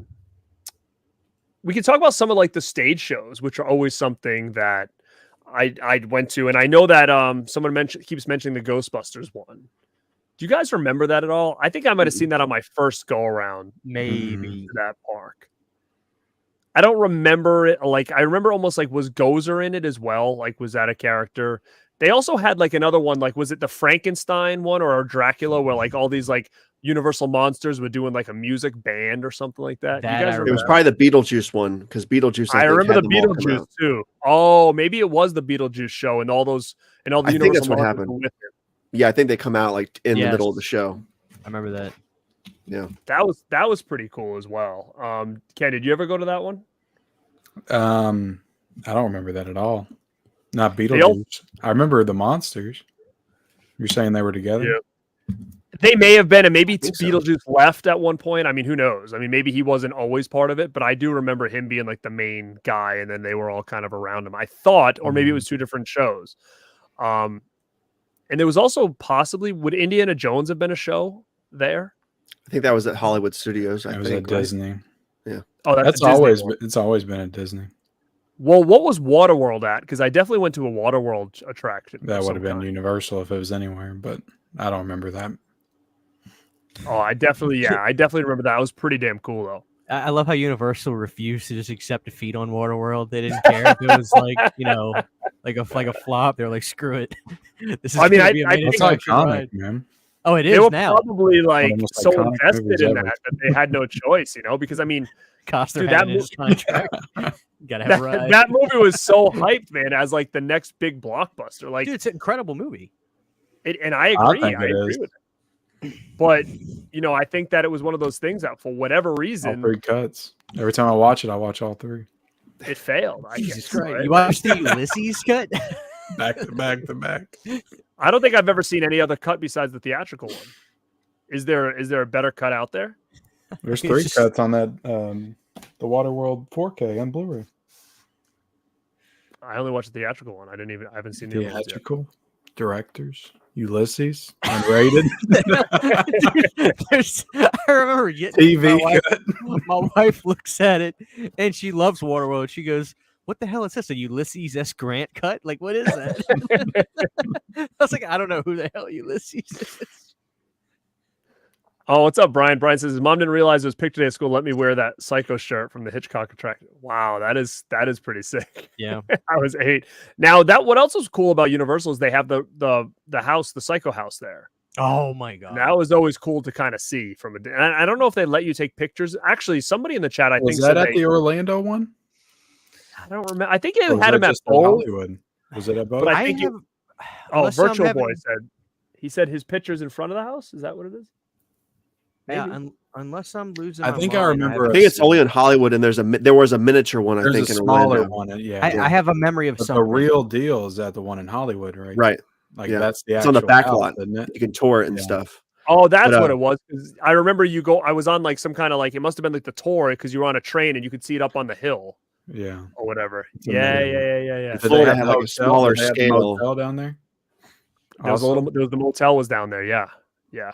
And I think you just kind of drove by it on like this little train or whatever, this little cart. Yeah, I remember that.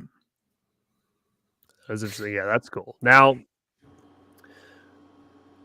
is there anything else that you guys wanted to talk about as far as any specific memories you had there? Obviously, things like the movie The Wizard was like a big memory there, and I never was able to experience anything like. Did they really do video game things there? Or was that just a specific thing for the movie? Yeah, I don't remember The Wizard being there. I don't remember anything. I don't remember hearing or seeing anything about that before. I think I would have by now, but yeah. So have you guys ever rode the Transformers ride there? Mm-mm. No. I highly recommend that ride. It's a very fun. It's sort of like, have you guys rode the Spider-Man ride at Islands of Adventure by chance? Yes. Yeah. Yeah, the Transformers ride is a lot like that, but it's almost better. But it's the same sort of ride. You're on a track, but you're wearing 3D glasses and you're seeing like screen effects and stuff. It's really impressively done. But highly recommend that ride if you can get there. It's a lot of fun. Now, is there anything current that you guys remember, or like since last time you've been? Because I've never been there with Harry Potter there. Simpsons was not there the last time I went, so none of that to me is like What is know Harry anything Potter about. World now? It's an entire thing. I think they have Hogsmeade. They have Diagon Alley. They have what is Diagon the dark? Alley. Yeah, Diagon Alley. What is the what is it? The dark alley. What is that called? Slytherin? It's like it's in Diagon Alley, but it's like the dark part where the Gryffindor. Chamber of Gryffindor. Secrets? what the hell is that place called in the books? Damn it! As It's Prisoner like of the Afghanistan? bad part of town. What is it called?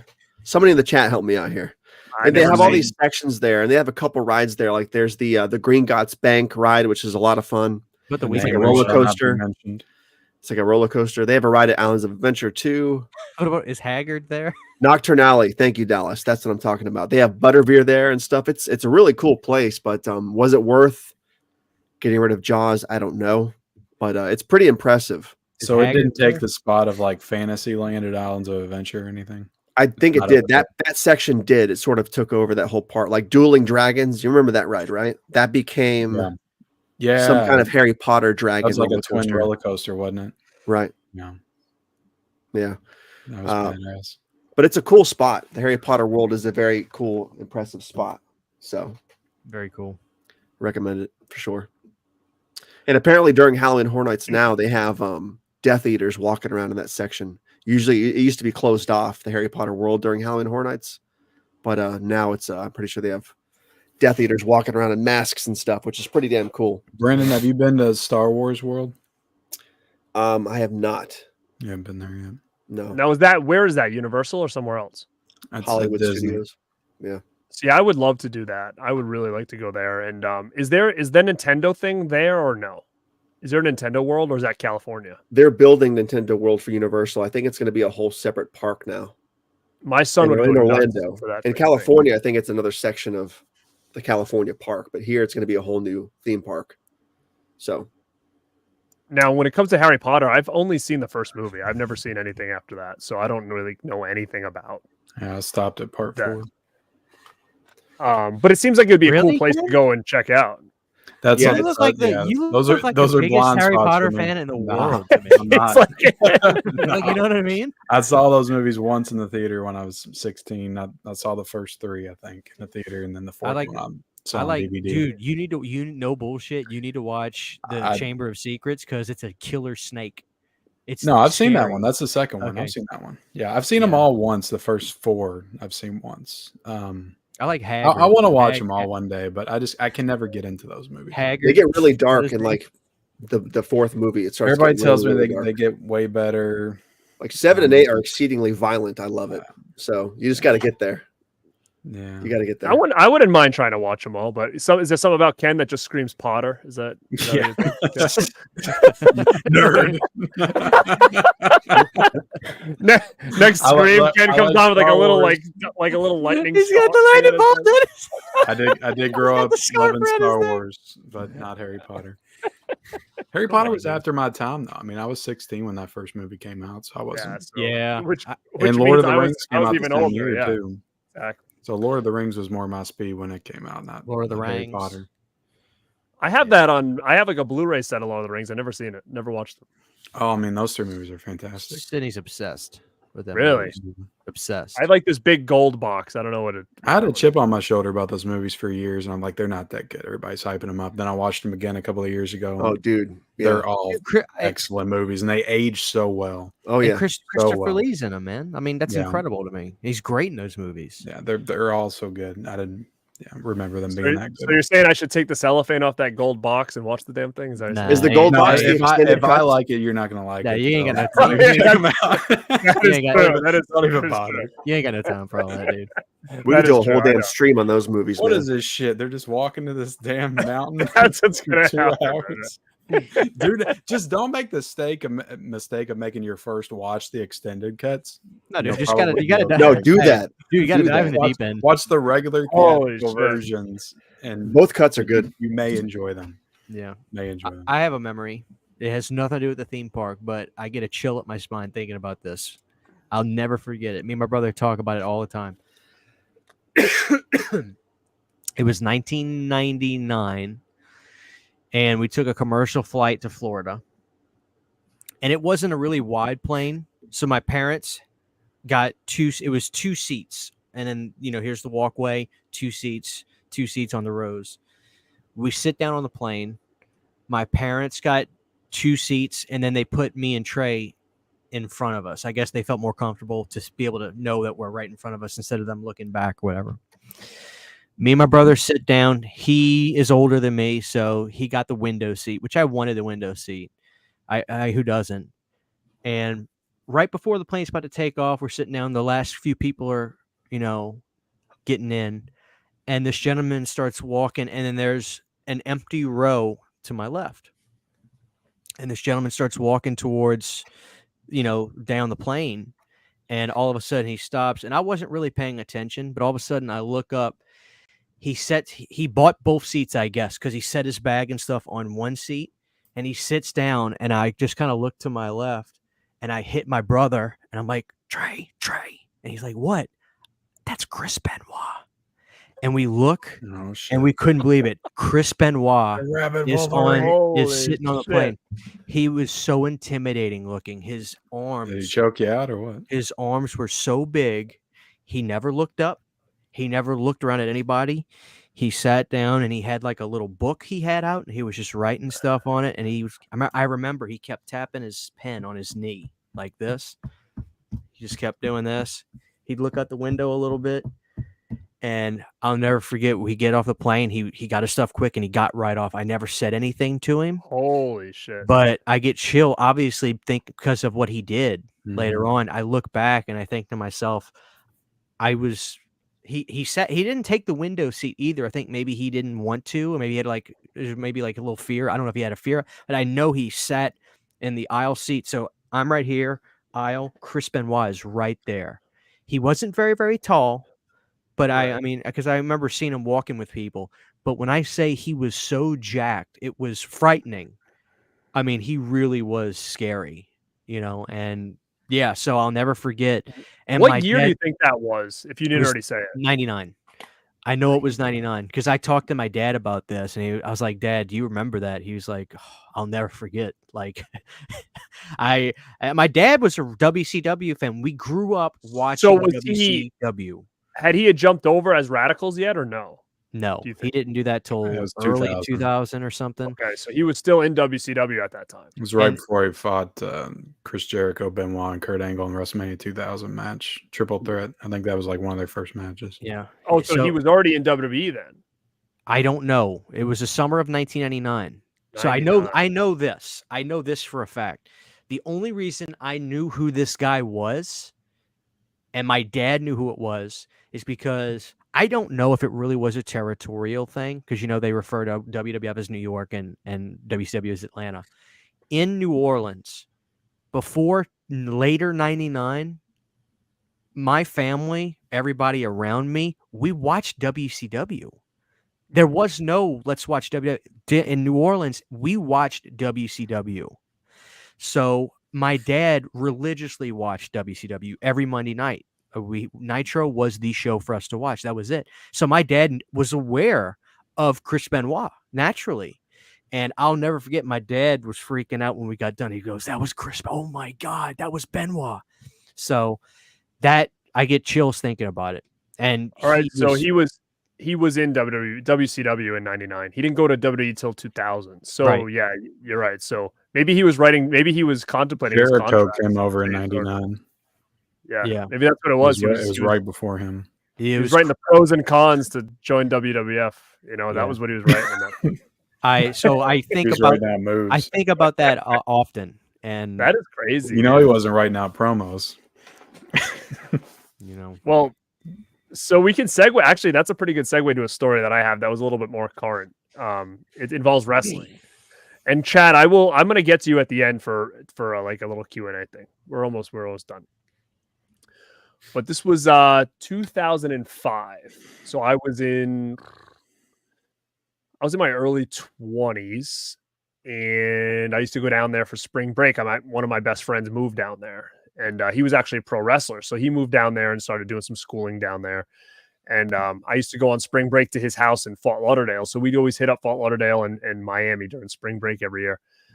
And what we'd always make sure to do was to go to Universal Studios strictly to go to see TNA, which was a wrestling group that's still around called Impact. And they used to perform out of Universal Studios. Mm-hmm. So we'd go there and we'd go see them, or we'd go there for the day, like him and I, and then we'd go to whatever taping. Well, there was a pay-per-view at the time called, I wrote it down. Destination X, it was called. And I have the DVD. I had the DVD, and I was hoping to bring it, but it's packed away with all my wrestling DVDs and stuff. So, because him and I are in like the first row, like, and you can see us a lot during the whole event, and he knew people there. That's why we got such good seats and got in the front, because he was a wrestler, so he kind of had in with some of the people that were working there and stuff like that. So then afterwards, we all like. They were like, hey, we're going to this bar or whatever. And him and I went, and like literally it was like him, myself, and then sitting next to us in the booth was AJ Styles. X-Pac was there, but I don't know if he was sitting with us. Abyss was there. But it was like a bunch of these wrestlers. And I just remember AJ being like the big one, because we were like, oh shit, AJ Styles sitting with us. That's like phenomenal. We had dinner and stuff, right? And AJ kept asking me, I had this belt on, and like it was like one of those times where like you had the canvas belt and like a piece of it would like kind of hang down. Remember that, like that era where like you could kind of, it was hanging down, like you could almost see it below your shirt, kind of like the Abercrombie Fitch era. Yeah. So he kept hounding me about my fucking belt, asking me if he could have it. He's like, dude, that belt's so sick, dude. Like, can I have that? I'm like, well, what am I gonna wear? Like, I can't. What am I just gonna take it off? And he's like, please, man. Like, I really want it. And I never gave it to him. But like, I can just never forget that story. And I still have that damn belt. It's right here. This was the belt. That's what he was freaking out over. Wanted so bad, and it was just such a weird story, man. That we hung out with all those guys all night, and like the big thing was all night. Like he just kept bugging me all night for this damn belt. And then we were about to leave, and he's like, dude, like, seriously, like, can't I just have it before you leave? I'm like, no, man, like, no way. And I'll never forget that story. Every time my friend and I see AJ, he's like, dude, remember when you wanted your belt? I'm like, I know. I couldn't afford a belt, weird. man. They weren't paying him at TNA. I don't know. I just thought it was a weird story was this still the short hair, flipped up bangs era of AJ Styles? Dude, yeah. That's when he was literally doing acrobatic insanity stuff in the air. Still is. He's still great. And I just remember us all being there and like all these people just hanging out. And then I remember when X-Pac walked in, he was with like a chick, and he was so loud. Everybody was like, oh fuck. Oh, he's obnoxious. Yeah, like, and everybody was like, oh shit. Like, but it was a fun show, and it was just a crazy memory, because it's like, to me, that was more current. That was like one of the last times I'd ever been down to Florida for Universal, was to check out TNA and stuff. And I don't know, they don't perform out of there anymore, or do they? Does anybody know? I really doubt it. I seriously, but that reminds me. I do remember when I was at Universal in 2010, seeing this was the Bischoff and Hogan had come in, and they were still filming out of that venue, and they had a giant sign with Hogan, with like his hand like this or something, like TNA tapings. And I was like so free. I wanted to try to catch it, but the day we were there, they weren't taping anything. But man, I remember that. Now that you mention it, they tape like 3 shows in a day, didn't they? They would knock them out. They would knock them out.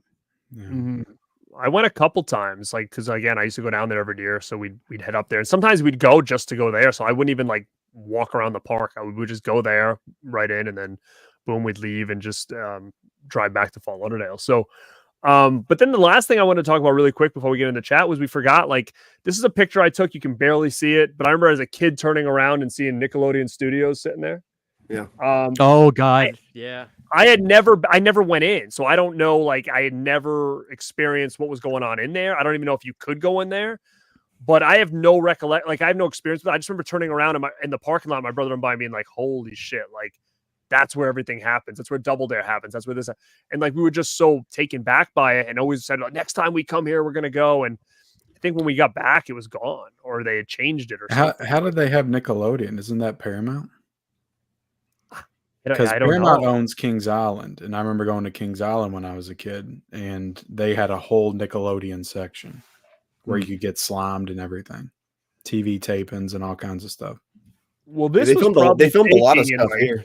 So that must This have was been another probably studio. taken in like the early 90s. So, I mean, maybe a lot had changed since then, but I don't know when that closed. I don't know what the deal is. I mean, I can search for it It's been really quick. closed for a while. It's all Do you white have- now too. It's the Blue Man Group building now.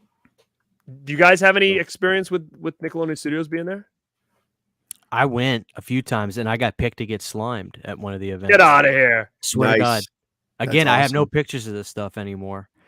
But I just remember we would go to take a vacation, and I can't remember if we were going to Disney or if we were going to Universal, but I remember like the first day when we got to wherever we were going, Florida or whatever, the first day we would go to the Nickelodeon place, and we would go, and like they would open the doors at a certain time. Everybody would walk into the building, and then there was this big event room where they would say, all right, all the kids, y'all go sit over there. All the parents, y'all go on the back wall. So all the parents would go on the back wall, and they'd take all the kids and they'd set them on the left side of this big, almost like gymnasium looking room. And they would have this woman come up, and she was like, all right, who wants to be part of the show? And all the kids are freaking out. And there was this one time I was just kind of like this because I was really shy. The woman, she says, she looks at me, she brings me down, she sat me in a kiddie pool, and they literally just dumped green slime all over me. And then they gave me a free t-shirt and like a hat or something. But it was disgusting, and that slime was really sticky. And all the kids were going crazy, like, do you want him to get dunked? And all the kids like, yeah. I said, do you want him to get dunked? They were like rabid, man. They were going crazy. And then I hear my dad in the background, get him, Bubba, get him. Like, I was like, what am I going to do? They're going to dunk me. But they dunked me with the slime, covered me in it, and it's dripping. It felt like syrup. It was so thick. And I got hosed off or something after that, and they gave me a shirt and stuff. But that's all I remember. I don't remember if there was more to that Nickelodeon Studios building, or if I can't remember. I don't think they let you go through all parts of this building. If there was sets that they were filming on there, I feel like they just let you in the certain part where they did like an experience thing, and then that was it. That's what I remember. But it's been many, many years. So. Yeah. And then we would go to, I think we would go to Universal Studios after that, or Disney, whatever one it was. But I remember we'd plan a day to do Nickelodeon, and then the next day we'd go to the main park. That's what I remember. So was Nickelodeon inside Universal? No, I remember it being like a different destination. It's sort of like to the left of the entrance. I So felt it's not like in the park. It was its own spot. I felt like I just remember my mom and dad arguing, like, they got the map out. And they were like, no, this is the exit for Nickelodeon or something. I just remember I felt like it was a different location. How far away it was, can't tell you anymore. But I know it felt like a different area, a different spot. Y'all want to talk about It's right next door drag out to parental arguments? Pulling out the map. The map says you're fucked. On vacation. The map says we're fucked. Yeah, but it said it opened. It said it opened at Universal Studios. I think because again, I took that picture from the parking lot of Universal, so it had to have been right there. And it says It's right next door to the entrance. Yeah. Of yeah, the park. It's like to the left of it. it said it was opened in June 7th, 1990, and it closed in 2005. Damn, that makes man. sense. That makes sense. So, and then I don't know where it is. You said it must be somewhere else now. It's the same spot, but it's a white building, and it's the Blue Man Group experience now. Them dudes that just hit a bunch of PVC pipes. Yeah. Yeah, so I don't know if there was a change in ownership or whatever, because you said it was a Paramount thing, right? So maybe they moved it somewhere else. I have no idea, but yeah, it was a early 90s into the mid 2000s. Well, I think they shoot exclusively in California now, like only. So I think that's why they closed it. So. All right, gang. Do you guys have anything else that you want to bring up before we get into the chat? And I'm going to scroll through a lot of this and see if what they're talking about in here, because I feel terrible not including them. I was trying to think of where we used to eat inside of the park, if there was something fun, but for the life of me, that's going over my head. The only thing I remember is like some kind of 50s diner that I remember going That's in. the all night drive-in. And there was like cars out front and stuff. Right. Yeah, we went to a real cool place like that at Disney. That was the same kind of setup. It's like a Is that still there, Brandon? Sci-fi movie. It is. Every Halloween Horror Nights, they take out one of the letters and it becomes All Night Dine every year. But yeah, it's like a 50s Grease style diner. Yes. But the best restaurant in the park, if you guys get there at all, it's called Finnegan's. It's like an Irish pub, and they have like the best chicken stingers. They have like a beer sampler thing you can get. Great shepherd's pie, all kinds of stuff. Shepherd's pie. Soda bread, it's pie, fantastic. It's fantastic. What do you say? What was that last thing you said? Soda bread? Is that what you said? They have soda. I think it's called soda bread, right? Soda It's like a bread. brown bread, and they serve it before you eat, and like they serve it with like apple butter and stuff. Oh man, dude, my mouth is watering. Is it better than potato bread or no? Yes, absolutely, Soda bread. absolutely. How you eating over there, dude? It's called You should soda just- bread. Next, I mean, next I Planet, have had some Sprite bread before. Right. Sprite. You I know will what I'm make talking soda about? bread, and I will bring it on the next stream we do. I was gonna say next Planet Dirty should be a soda bread one where you literally just take bread and just pour soda on it and then just eat it. Like it's all I'm down it's for all- that. So you dark. It's all Dunk it in soggy. Yeah, you dunk the You bread. squish it in your soda. mouth and stuff. Oh god. That'd be so killer. You can have like Coke, Dr. Pepper, Sprite, and you can have different flavors and stuff. Just Like, dipping wheat bread in there. Oh god. Let it Dip sit in the potato cup and bread just in. drink the cup after it melts. Oh god. that'd be I'm gonna so go hurl killer. somewhere. But we did get some super chats, and I saw them coming through, but I knew we had a lot to talk about, so I'm going to go through really quick.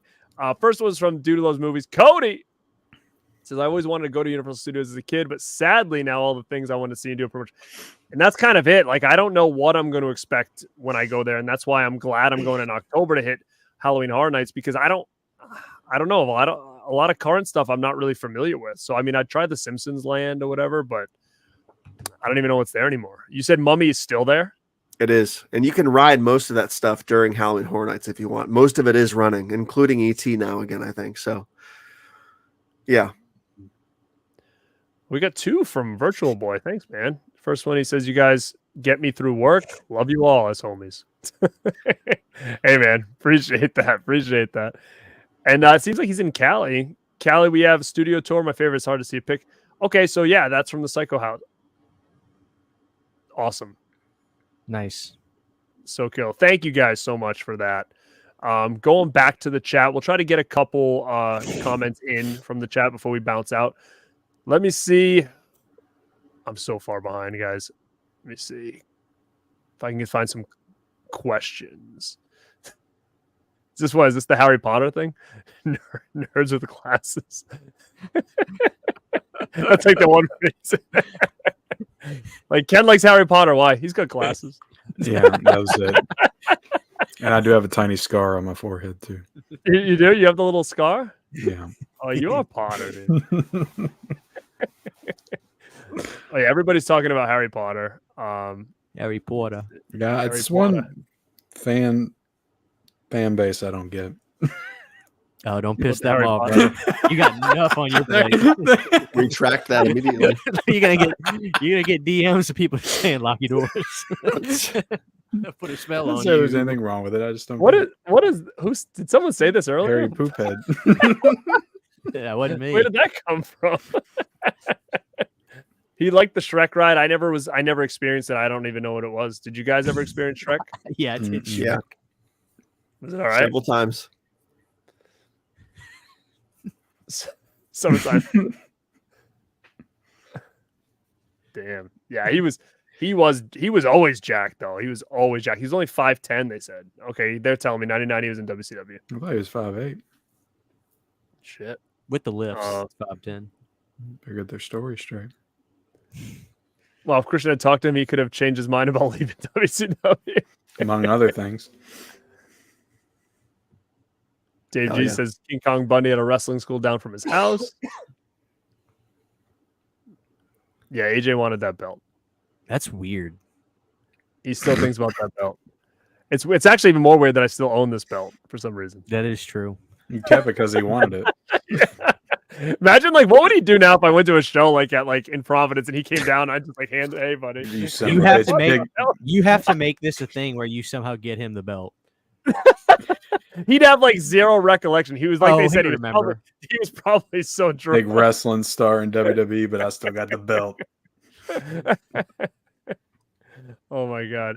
Did WCW or was it MGM did they used to do? I don't remember. WCW was at Disney MGM. Oh, so they did Clarissa at the Nickelodeon thing, as well as wait. and Kenan and Kel. Is Brian and Coco, are they from Florida too? Yeah, they're in Florida. What do you say? They're in Florida. Oh, they're both in Florida.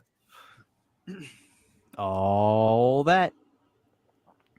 Oh, Mel's driving. She's gonna drive. That's her restaurant down there.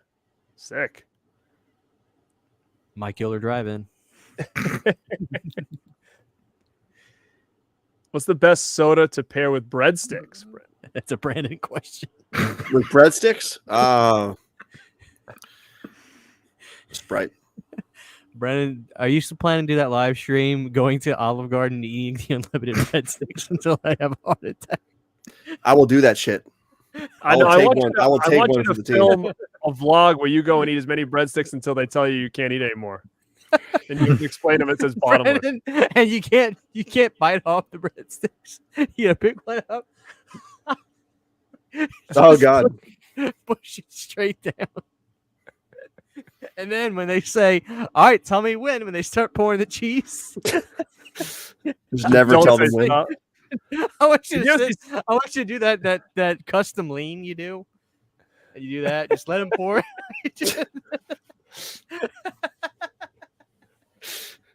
That is so funny. I will do it. I will do it.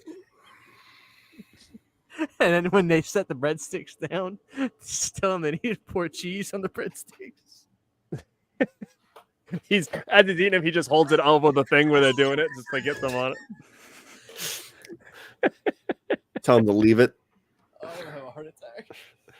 That is so funny. Oh, H45. You can have him sign a Keenan. You got it. That'd be so killer. That'd be awesome. I love doing like different shit like that because you get them to laugh and stuff like that. Yeah, they're saying don't piss off the Harry Potter people. Yeah, dude, you're done. You're finished. But yeah, guys. So, I mean, I don't want to. We've already been on almost 2 hours, which is kind of longer than I like to go. But again, if you want to get any last minute questions in, you can do it now, and then you guys kind of finalize anything that you want to talk about. But again, I feel like we got a lot done. We talked about a lot. I'm excited when I get out of here. I'm gonna go look at the Universal Studios shop. Mm-hmm. I'm gonna look on YouTube, and I'll probably end up watching some of those Defunct Land videos because I'm all Universal. I get like those crazy. You guys like me too, being collectors. Like now, all of a sudden we talked about it, and you're like, I want some shit from that actually. Like you get all of a sudden like this wave of FOMO or whatever. Yeah. So it's so wild. Now, do you know anything, Brandon? Before we leave, what houses there have they announced? Any houses this year for Halloween Horror Nights? They've announced a few. What did they announce? I think they announced. I think Stranger Things is coming back. Let me go to the website real quick. Now, Ken, do you have is coming back? Do you have a Six Flags near you, Ken? Yeah, that's what we have in Louisville. So there's one kind of near me, and I've never been before. But they just announced they're going to be doing some horror stuff now. So it was called Kentucky Kingdom. Then it changed to Six Flags. Now I think it's back to Kentucky Kingdom. Wow. Because this girl got her legs chopped off on this like elevator thing. Oh my God. That is why I don't go on any of those. In 2007, and they closed down. It was Six Flags then. It closed down for 6 years. And when it came back, Six Flags was gone. And it's just Kentucky Kingdom now. Nuts, dude. So they've announced all 10 houses already. I didn't realize they announced everything. So you want to hear what they are? They have 10 houses this year at Halloween Horror Nights. They have Stranger Things season 4, which is awesome. That's going to be sweet. They have an Exorcist Believer house, that's pretty baffling. There's a Last of Us house, which could either be good or terrible. They have a Chucky house, which I'm assuming is based on the TV show. There's a Universal Monsters house, which is cool. They have Dr. Oddfellow's Twisted Origins, and Dr. Oddfellow is sort of the boss of Jack the Clown in the lore back in the day. There's a dueling dragons haunted house based on the ride, which is very cool. That's kind of cool. There's a Yeti haunted house, a Yeti campground kills. That sounds pretty cool. And there's two more original houses called Darkest Deal and Blood Moon Dark Offerings. So yeah, everything looks like it's announced. So cool. No, that's pretty cool, man. And did you guys hear though, like I was saying, that Six Flags just announced that they're going to be doing a Halloween, like a horror movie attraction similar to this, but using their stuff. So they're going to be doing a Saw. They did haunted houses and stuff back in the day, but I don't remember anything official like that. Who owns Six Flags? Which company? Do you know? That's Warner Brothers, I think. Because they're doing they had Looney Tunes characters. Okay, because they just announced Saw. They're doing a exclusive Saw house now, so they're going to start adding some. I think they're going to try to do what Horror Nights is doing, but under their own umbrella. So like I think they announced Saw, and if anybody in the chat knows what else did they just announce, they're going to be doing Saw and something else, another franchise of theirs. I don't remember what it was, but they just announced the news like probably within the last like 2 days. Let me see if I can find it. It says Time Warner was the parent company of Six Flags from 91 to 98 when they sold the company to business partner Premier Parks, now Six Flags Entertainment Corporation, to relieve debt.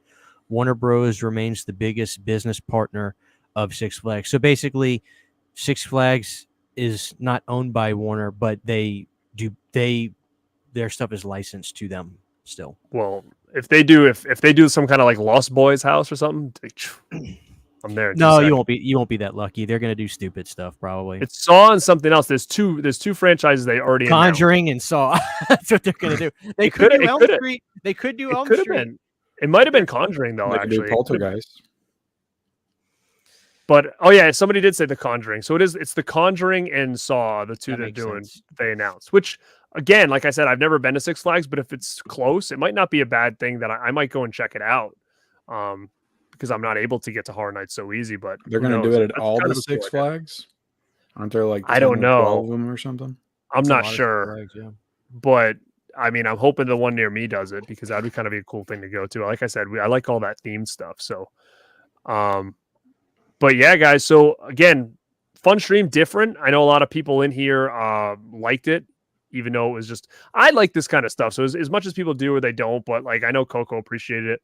I just love hearing other people's stories, about this kind of stuff and not always just doing the same old. And I'm glad that all you guys had, specific stories to tell because it just makes it so much more interesting. Like I didn't hit up Terminator 2 and now all of a sudden I want to go and check it out online to see what this thing was about and why the hell I didn't check it out for the first time. But guys, anything else before we sign off? In chat, thank you guys so much for being super interactive. I apologize if we didn't get to everybody. But you guys were going back and forth, super interactive. I couldn't even keep up. And Christian, what do you got coming up over on the channel, buddy? Just the usual. Doing some fun like movie re-reviews lately for a lot of big horror titles. I've got some physical media stuff I'm working on. I'll have reviews for stuff like this, the standard version of Tenebrae on 4K and City of the Living Dead. Just got that. And a lot of physical media, just the usual, a lot of stuff like that, podcasts, and I'm sure me and Brandon will have some really fun Planet Dirties coming up. We'll probably do some really fun Halloween stuff, maybe pumpkin carving or something like that. So we'll have you guys come on whenever you guys are always welcome. So we'll do a bunch of fun stuff like that. Thanks, dude. And if you guys didn't know, really quick, we have a giant You Need a Candles launch coming soon. If you're a Halloween fan, get ready. Candles, wax melts. We have like 17 new wax melts we just got done making. Our whole kitchen is flooded with wax melts. We're going to get that ready. Hopefully by this time next weekend, it'll be available. The biggest sale we've ever done. So much stuff to choose from. It's going to be incredible. So follow the Instagram page. You Need a Candles. Find us on Instagram. It's Leatherface Day, Brandon. What have you been up to? It's been an exhausting day, man. Getting all that shit scheduled was pretty hardcore. But now I didn't even know you were doing this again, man. I saw it pop up today, and I was like, I had no like before you were talking about all the time. Brandon had 85 videos in my feed. I did, yeah. It was. You were quiet about this. There was like 22 videos today, I think, total, every half an hour since like 10:30. Yeah, I was quiet about it because it was sort of a last minute thing. Last And, minute, you did all that stuff. 22 videos. I did. at that I was point. pretty last minute, dude, considering. But yeah, it wasn't really as big as last year because I already reviewed everything. So what's there really left to do except a couple video essays, some ranking videos, and some remasters? But it was fun. Yeah, but I Next also year- think you didn't hype it at all.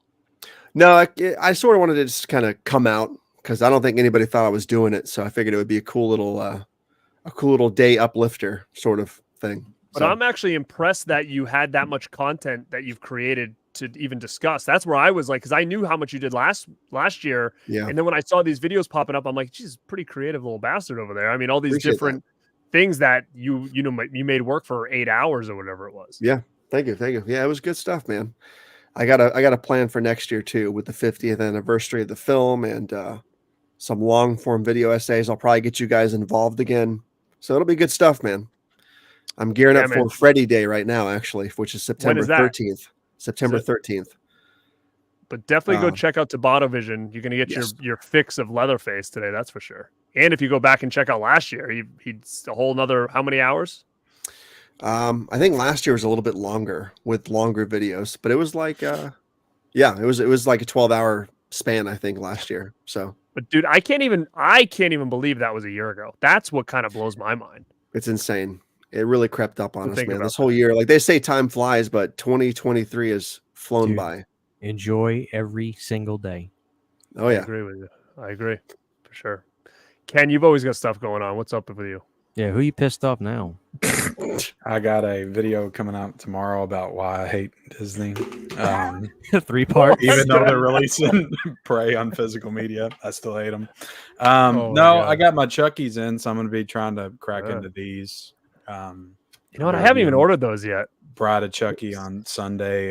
Did a episode of World's Biggest Collectors today with Planet Mondo, so go check that out. Had a Hell yeah. conversation with him, and yeah, I got stuff going on. I got to watch Abomination soon, so I'll have a review for Oh, that. I got that too. some Actually, point. I got that too. I feel like we all got the same stacks, don't we? Yeah. Tenet Bray. You're killing my gimmick. Yeah, it's. I got a lot of shit just everywhere, all over the desk. So I'm I have a trying feeling get that's through going to as be much as an abomination, to be quite honest with you, because I checked out more the than back. likely. I'm gonna watch this and Seed of Chucky on 4K Well, dude. in the same night.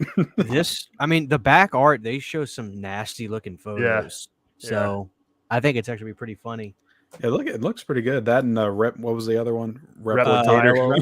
Oh, that looks like yeah. But dude, these releases like are nice. Enter the Gecko. They put a lot of stuff into these releases. do. so- This is the first Yeah. time I've ever gotten Visual Vengeance from them, so I'm excited to crack into them. Well, I got one last thing to add, but I'll let Ken finish if he hasn't. No, I'm finished. That's it. Somebody just hit me up. They're at Horror Hound Weekend. They saw the owner of Trick or Treat Studios. They asked him what's going on, and he says, "I'm not at liberty to discuss the Universal situation." Do you know what's interesting is did you watch the video with Sean Clark? Yeah, So I there watched was both one- of them. He did one with Tommy Okay. Lee Wallace. Yeah. So did you see that when they went in? They were showing all the trick or treat when they were showing all the Halloween 3 stuff, and they Yeah. were saying that they had bought Don Post's stuff. So Don then Post, they yeah. yeah. So then they're like he made a snarky comment like Universal thinks they own this, but they don't, and they was talking about the Halloween 3 masks. So it's interesting that now all of a sudden now there's some kind of like issue with Universal and Trick or Treat Studios licensing, but it was funny because he made a snarky comment in that where they're all in there at the table and they're talking about Don Post and doing more stuff with like the original molds for like Halloween 3. And then basically he said some kind of comment like, this is the original mold and we're allowed to do it because we got Don Post and Universal does not, or something. Like he made some kind of little comment, and maybe that's something that's going on with them. I don't know. Yeah. So- Well, it's going to be interesting because they can't license those masks as Halloween 3 anymore if that's the case. So if they redo the masks for the Halloween 3 films, they will not be called Halloween 3 Season of the Witch. They will be called the Ghoul, the Skull, the Skeleton, whatever. They'll probably come back out, but I think this is definitely Universal doing something. I think they either tripled their licensing fees or they straight up are not going to renegotiate or re-up their contract. Because look, dude, people aren't outsourcing this stuff anymore. People are like, why are we licensing all this stuff to these companies? Why don't we just do this ourselves? Exactly. Paramount's doing this. Paramount's doing this now. Like they don't license out anything really anymore. Like they're just like, hey, why don't we just put out Paranormal Activity ourselves? Because Scream Factory, just like they did a good job with that Friday, but we can do this ourselves. What's the point? So I think we're about to see a lot of these companies. They're starting to probably get really wise to this kind of stuff, and they're certainly not going to give exclusivity anymore. Like when you look at Cavity Colors and all these companies, they're getting licenses, but it's not like they get exclusivity. All 6 of these companies put out a Halloween 2 shirt at the same time, so it's going to be interesting to see what happens. But if Don Post really does, and they do own those masks, they're going to put those back on the site, but they will not be marketed as Halloween 3 masks. Mark my words. That's what's going to happen with Halloween 3. The rest of the movies, I don't know. Mm-hmm. Interesting. Very interesting. And you wonder, like you said, if anybody else starts to, follow suit with that kind of stuff. Because, I mean, they're supposed to, I don't know what's going on with it, but they promised the Lost Boys line this year, Trick or Treat Studios was going to do, which would be really interesting to see what they do. I don't know if they're going to be like busts / masks or not, but there is supposed to be a whole Lost Boys, which I'm really interested in coming up. But, I mean, you got to look. I mean, Halloween 3 is like, I don't know, probably like an eighth of what they've got. Like, there's so much stuff. It's a lot. It's very marketable. You can do a lot of stuff with it because Halloween. What do you sell? Like pumpkins, masks, and knives. It's like, okay, Halloween 3. They're doing Ouija boards, which I have, and it's really cool. Mm-hmm. They just made out somebody also said if you want that little flashing pumpkin that plays the song, which I want that, it was sold out on the website, and he said that the owner did say at Horror Hound that will get restocked in the next 2 months. So maybe right before Halloween. But that is a Halloween 3 product for sure. That's using voice and audio from the film. So that I wouldn't, if it does get restocked, grab it. My opinion. Because that's got way too much Halloween. That's got too much Universal property in there. So very interesting. But yeah, that's a good side note. I mean, that's something that definitely is probably newsworthy to talk about on its own show. Once more details come out about it, because, I don't know what else do they own that Trick or Treat Studios is already doing? A lot. There's got to be more than just that, right? Oh, yeah. Because a lot of this stuff falls under Universal's umbrella, even if it was licensed from probably these smaller companies that produce these movies, I think. So, I don't know. It's going to be interesting. Yeah, for sure. But, gang, chat, thank you guys again. Everybody watching the replay, thanks again. Now, an easy way to get your questions answered is, leave down in the comments below anything that we talked about that you had memories of, or anything that maybe you have memories of that we didn't talk about. Leave that down in the comments below. And dudes, thank you for coming on here tonight. I appreciate it. It's always fun hanging out with you guys. We got to talk about something other than physical media today, so it was pretty nice. I love theme parks and stuff. Have a lot of great memories. It's good stuff. Now it just costs triple than what it did when we used to go back then. So that's what I'm not worried. I'm thinking to myself, like, next year, I'm like, holy shit, this is gonna be expensive. Oh yeah. I'm still rebuilding from last year. That's why it's hard to go. Like, it was easy. Like when it was just me going with like my buddy, we each pay but I mean, back then, I think it was even to get in the park was, I don't even know, $70, maybe $60. I don't even know what it is per person now. What do you think, Brandon? Is it really? Ken, was Disney brutal? For everything we got and, the hotel and everything included, it really wasn't that bad. It was probably way better back in the 90s, but I wasn't taking my family on vacation in the 90s, so I don't know what that price point was. But it's crazy because I look and I'm thinking myself, like I said, when we used to go with my grandmother, it was like we'd hit up, I remember one year we hit up Epcot, Magic Kingdom, and then we did Universal instead of MGM that year or whatever. And I'm thinking, like, in my head, I'm thinking that must have been so expensive, like for 4 people. But yeah, my parents didn't make a ton of money. Hotels, I think it was somewhere around $3,000. You're saying this year or last year when I went? And we had 4 days of parks. Oh, that's not. I mean, that's not that bad, I guess. Had a place to stay in Disney World. So yeah, but that doesn't count all the food and stuff, and they charge you like $16 for a pretzel. And then you throw in like $250 lightsabers and. Did they get stuff? Yeah, I got my son a lightsaber, but Like one My of the real daughter, I nice got her ones? my son, I got the nice one. My daughter, I got her more of a play one because she was getting like little bubble things like every stop. So Sure. You gonna take that lightsaber someday and just hang it down here yeah, I in the told him back? it was mine. I was just letting him hold on to it for a little bit. Until he gets sick of Star Wars, then you'll be like, "Oop, I'm gonna hang this in my movie room downstairs." Pretty Perfect. much. That's awesome. But all right, guys, thank you so much. Again, what's going on my channel? I know I get some unboxings. I got another subscriber box in the mail today that I'm gonna have to do something on. It's did you ever get anything from Dave Vanderhoff, Christian? I think he said he sent you something once. Oh yeah, he sent me. This is a See big that- box too. See that So tombstone that says my name on it. He sent me that. So this is so something might be pretty cool in this box. Then is that you telling me? Return of the Living Dead, Resurrection Cemetery. Oh, dude, this and he guy, made this is me gonna be a nice piece. Yeah, man. he made me a CHH Lives tombstone, like from his stuff is incredible. If that's what it is, you're. I think he sent Nick something too, but yeah, you're gonna love it. All right, I'm gonna do a video on it and then probably have that up tomorrow. But very cool. But again, thank you guys so much for checking this out. This is Garrett at Born to Be Rad, and like always, stay